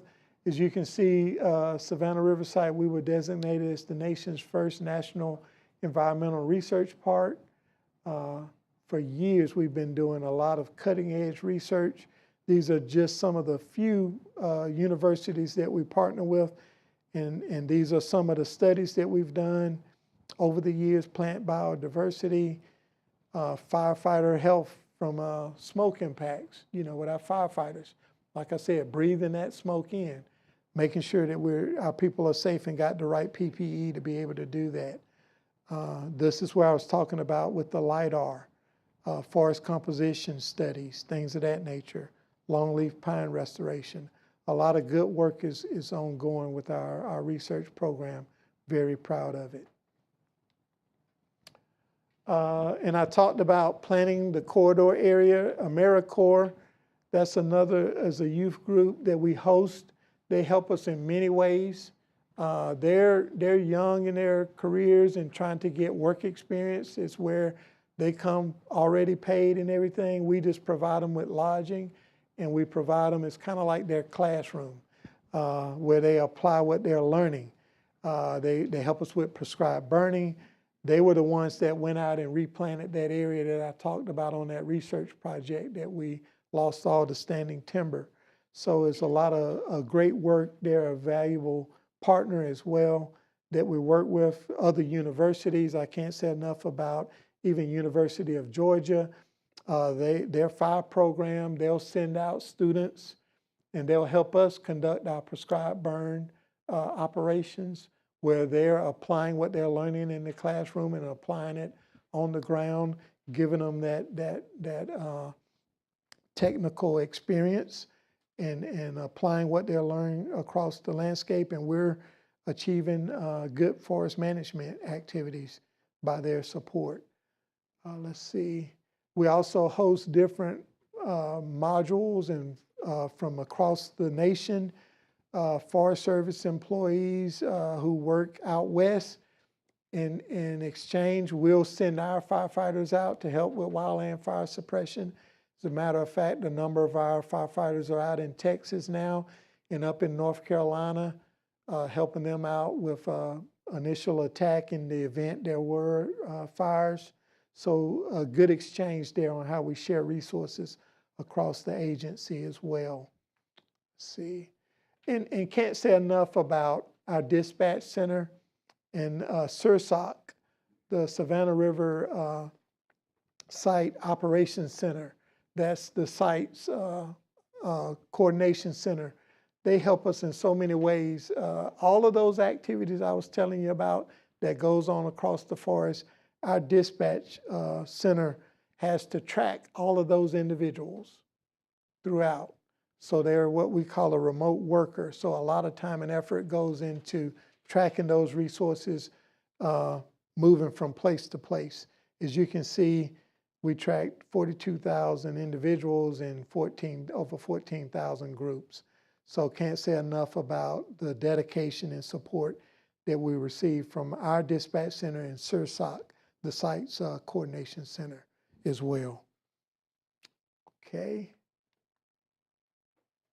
Other accomplishments, and I'm wrapping it up. I'm getting towards the end. I just got a short video, I think. Are we going to try to show the video? It's right after this. These are some of the other things that we do. We go into the schools to help with prevention. We maintain the boundaries for the site. We also maintain wellness trails within, and they proud to report that we got a new bald eagle nest on the site. But any events like parades and things of that nature, we're in the communities participating in those community events. So if there's anything that's coming up, by all means, we'd love to participate. And with these things, Smokey's always a hit. We can send Smokey Bear out and make a guest appearance if need be. All right? So with that, how are we gonna do the video? We ready? Okay. Just a short video about our wildlife program and the RCW work that we did. Do I hit it? No. Oh, okay, okay.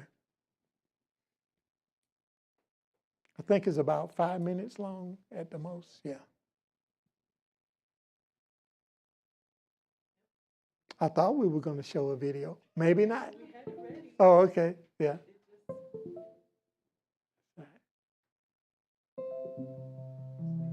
Okay, here we go. The impact that Hurricane Helene had to the ecosystem of the Savannah River site is still being assessed.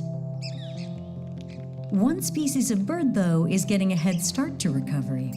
Biologists from USDA Francis Marion Sumter National Forest joined a team from the USDA Forest Service Savannah River to assess and help restore damaged artificial nesting cavities of the red-cockaded woodpecker.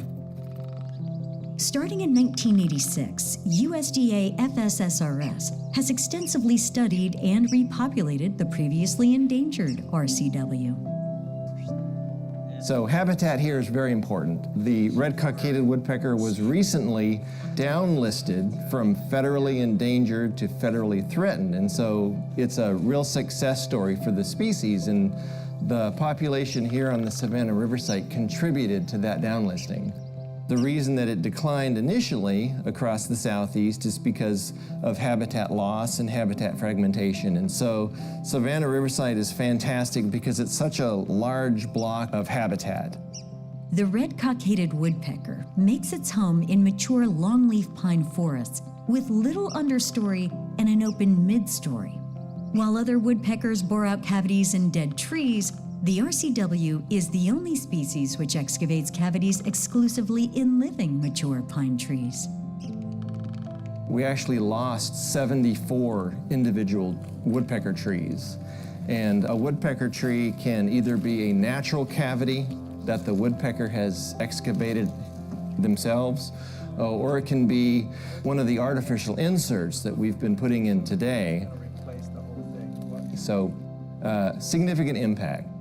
What we'll do to help those birds get reestablished in their territory is we'll take a box, looks just like a bird box, and we'll use chainsaws to cut a hole in the tree, and we'll put that box in the tree, and then it's instantly available for that woodpecker to be able to utilize for roosting. The reason that we do use the artificial inserts is because it can take several months to even up to a year for a red-cockaded woodpecker to excavate a complete cavity in a tree. And so if you give a biologist a bird box in 20 minutes, we can have instant housing for the red-cockaded woodpecker.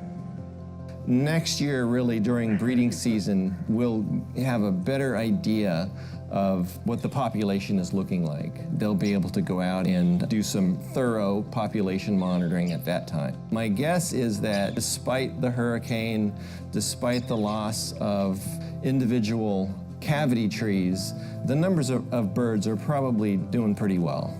It's been a pleasure to work with the Savannah River site folks because up where I work on National Forest land, the Sumter National Forest, they've helped us so much. And so it's nice to be able to reciprocate and to be able to help them when they need a hand. All right. Okay. All right. And I forgot to say I'm with Joe Orris, our Public Affairs Officer, who put this together, and he's going to take all the questions. Well,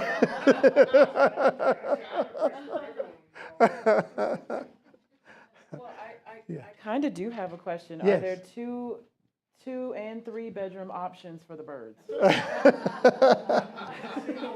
It's a single one? Yeah, Okay, all right. single Well, one. I mean, you know. But we may try that. I mean, though. I'm just saying, you know, you never know. That's right.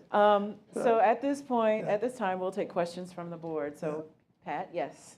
Yes, sir. Pat Kilroy, the cab. I just have one question. Yes, sir. Out of those 500,000 trees you planted, how many different types of trees do you plant? Usually, mostly pine is 2. It's mostly a loblolly and also longleaf. For the most part, it's longleaf is what. Yeah, and we do some oak plantings as well, but it's mostly pine. No walnut? No walnut, but we could. I mean, but we're, you know, like when we're talking about down in Cracker Neck and things of that nature. Yeah, we're open to that, doing some of that. You like to hunt? I like to do the furniture. Okay, all right. You want some of those products off of the forest, all right? Yeah. Thank you, sir. All right. All right, Phyllis? Yes, ma'am. I was just curious, one of the lines that you mentioned was invasive species. Yes. How much trouble do you have at Savannah River with, and what kinds do you have? We have a lot of them. It's a number of them. The main ones are privet and kudzu. And yeah. Kudzu. So, Kudzu. yeah. I just it's keep thinking abundant. about the Bradford pear that's in my backyard. It's supposed to go away. Yeah. But we do, but you know, like you said, like old Ellington had a lot of house places in them. So there's a lot of, you know, ornamental, you know. Okay. Yeah. Right. Across the forest. So, and they're spreading. But we do treat them. We have a non-native invasive prevention plan in place where we go in and where we'll treat and retreat. But our thing, you know, in the forest, a lot of times what they'll require them to do, like with our engineering and along the roads with the grading and stuff like that, we would clean the equipment because they would spread seed. What we'll typically do is we'll have them clean the equipment, but we'll also treat those areas after they go through. Gotcha. But it is a challenge for us. Yeah. Thank you. And along the lines of Pat's question, how about chestnut trees? Ah, yeah. We can look at that. Yeah. Thank you, ma'am. Thank you. All righty. Joe? I was going to say, and also non-natives are also a problem following the hurricane because of the disturbed habitats. Yeah. Non-natives spread faster, so our forest ecologists, our botanists are all working to identify like the pondberry plants that we have. Joe, can you speak into the microphone, please? Yeah. So we're trying to, with the hurricane and non-native plants disturbing the soil, they spread faster. So our plant botanists, we have a team going out to protect some of the like the smooth purple coneflower. Yep. And the pondberry plants. Those teams are already out going to those designated areas to make sure they're not disturbed from the non-natives. And thank you for that, Joe, That's because what those plants that he named are sensitive species that we're trying to protect. And so we're focusing in those areas to protect those populations, to keep them out. Yeah. Yeah, it does with the, yeah, exactly. Thank you for that, Joe. Yeah. All right, Marty? Yes, sir. Marty Paul. How much of the area is devoted to silviculture as opposed to areas that are allowed to go to climax forest and maintain a natural state? Pretty much the majority of the forest is managed, is open for timber management and silvicultural practices. So it's, you know, like we said, in those areas, like the set-asides for research, those areas, there may be research ongoing where there's studies going where it doesn't mean that you can't harvest timber in those areas, but it's more of a hands-off approach, so to speak, in those areas. But for out of that 168,000 that you're asking about, pretty much the majority of that area is open for timber silvicultural treatments. But of course, within some of those areas, I'd say probably maybe about 20% would be hardwood bottomlands that we kind of stay out of, you know. But on the uplands, where there's southern pine stands, we pretty much do a lot of thinnings and a lot of regeneration cuts in those areas. Does the income from the forestry industry cover your costs? We used to think that we would get those funds back, but what we've learned is that those funds go back into the U.S. Treasury. They don't come back to the site. We wish they would, but you know, but I think that for our management and things, and that's one thing that I'll say about the Department of Energy and NNSA is that, you know, we have a 5-year interagency agreement, and what we do is we account for what our operational costs are, and they make sure that we're whole to be able to do the work that it takes to actively manage the forest. So those funds that we generate, you know, headquarters do send money down for those. What we ask for, they give us what we need to manage the forest. So it is coming back, but in that way. But do the actual dollars we generate come directly back? They don't. They go in the Treasury. But good question. I like the way you think. All right. All right. Were there any other questions for Devella? All right. No? Okay. Thank you. All right. Thank you all. Thank you. Okay. Thank you. That, and I'll take the All picture right, too. okay. Thank you. Thank Thank you you. for being All here. right, okay. Thank you, Joe. All right. Well, we've heard about Legacy True Waste, Savannah River Ecology, Liquid Waste, and now USDA Forest Service. We've already taken care of our board business, so we've now come to the part in our meeting where we will take public comments. So listed, I have Miss Ashley. If you wouldn't mind coming to the mic, your name's here. Did you sign in? Probably. So you don't have a comment? No, I thought it was a sign. Okay, that's okay. Can you sign your name onto the other sheet? And also, before we get going, I'm sorry, Edwin, that's okay. Edwin has a comment to make, I think, referring to the PILT, referring to your question, Phyllis. I think someone had a specific question on PILT, so we did get the details. So for 2024, for Barnwell County, the payment was $4,765,868. For Aiken County, $1,620,000.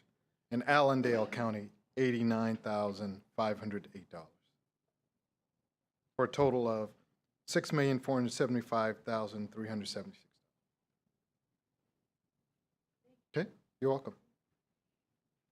Thank you, Edwin. Okay, Stephen, Grant? No, same thing? All right, Mr. Clemens.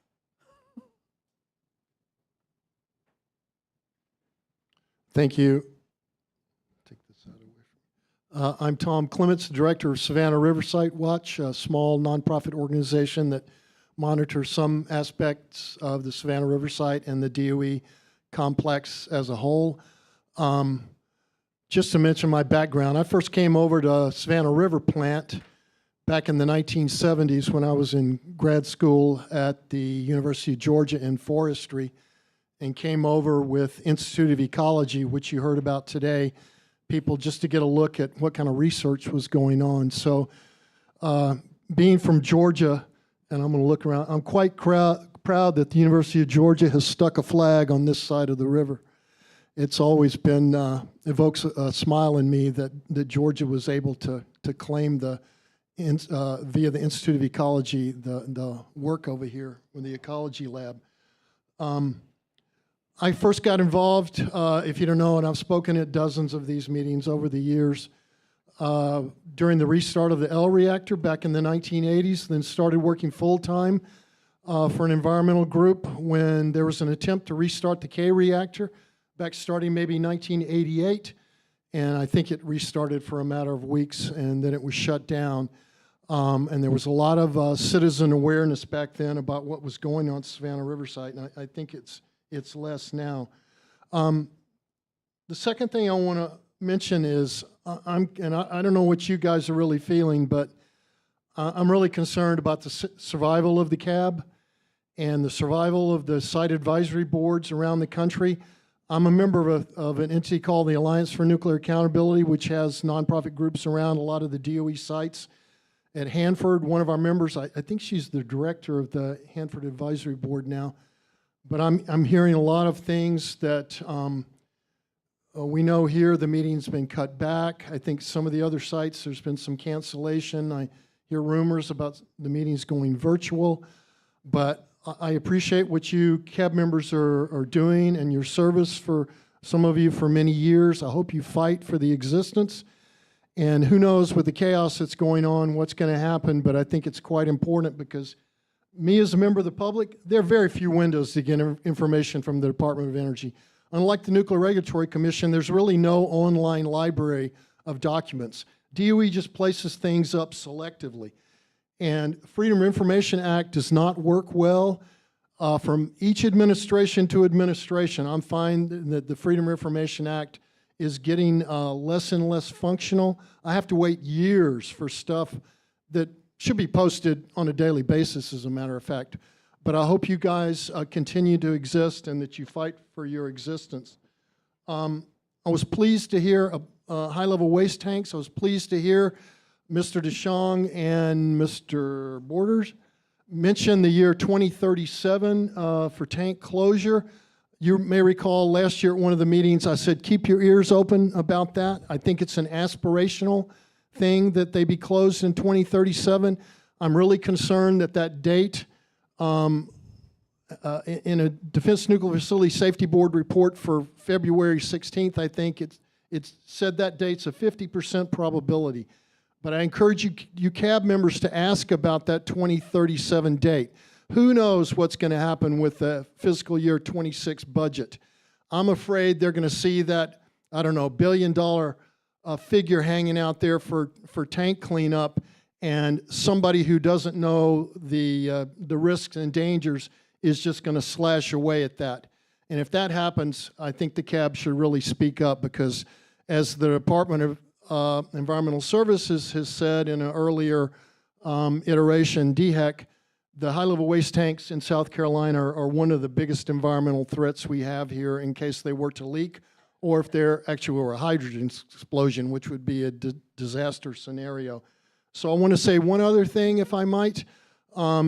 You wouldn't have read it in the local media because there's often a news blackout about things that aren't what I call happy news.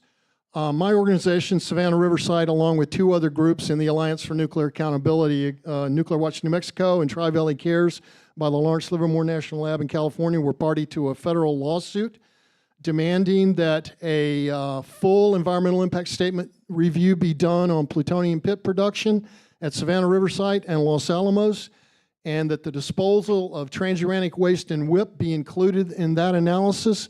Now, DOE draws a line between NNSA programs and EM programs. As far as I'm concerned, pit production and all the waste that's coming from it is a crossover issue, and it crosses over not only in the impacts of the sites, but where the transuranic waste is disposed of at Savannah River site.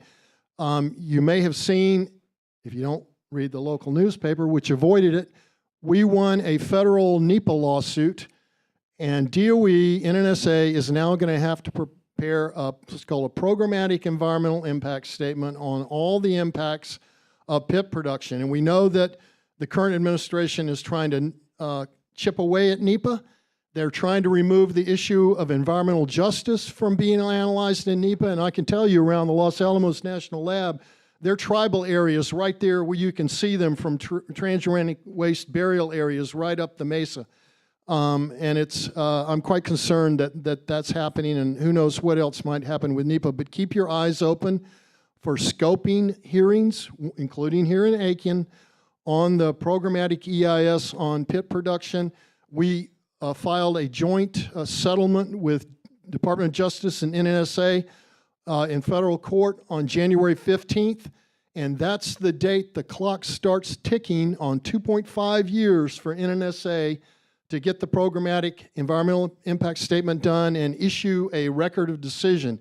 If they do not do that and they do not issue the record of decisions, those programs are basically going to have to stop until the time that they get the ROD issued. And I was the lead plaintiff in my organization. I've not heard a thing about when the PEIS scoping meetings are going to begin. You're not going to read about it locally, but SRSwatch.org is one place to go, and hopefully media and other places. And I'll try to communicate about it at CAB meetings. But it's important that you show up, the public show up, make comments about environmental impacts, and also the nuclear weapons arms race that's developing, and the role of Savannah River site in producing the pits. There's a host of new nuclear weapons out there for this nuclear arms race. I mean, it's really crazy what's going on. But thank you for your time. I appreciate your service, and hang in there, and hope that you're going to be fully funded next fiscal year. Thank you. Thank you, Mr. Clemens. Are there any other comments from the audience and from the public? No? All right. Well, we've had a busy day, right? Yes? Well, let's make some plans. So we will definitely meet again here at the DOE meeting space on May 20th. That is another Tuesday, and it will be an all-day meeting, one full day. And stay tuned, board members, in your emails, looking at April 29th for a subcommittee meeting. Time to be determined, but you will receive information about that as well. Okay? Any other questions or comments from the board?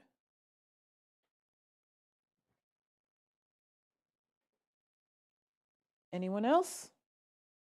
No? Well, Miss Phyllis, you want to gavel us out? I certainly will. We look forward to several recommendations next time. And I hope the space is a little close. It is. It's a good thing we don't have a full board at the moment. That's why we met here. So, exactly. But otherwise, it's been a pleasant event. Absolutely. That's right, it could. We could be a grass hut with pollen. And Mr. Clemens, your comments and concerns do not go unnoticed. I know what you're saying. Thank you. See you again next month. Meeting adjourned. All right.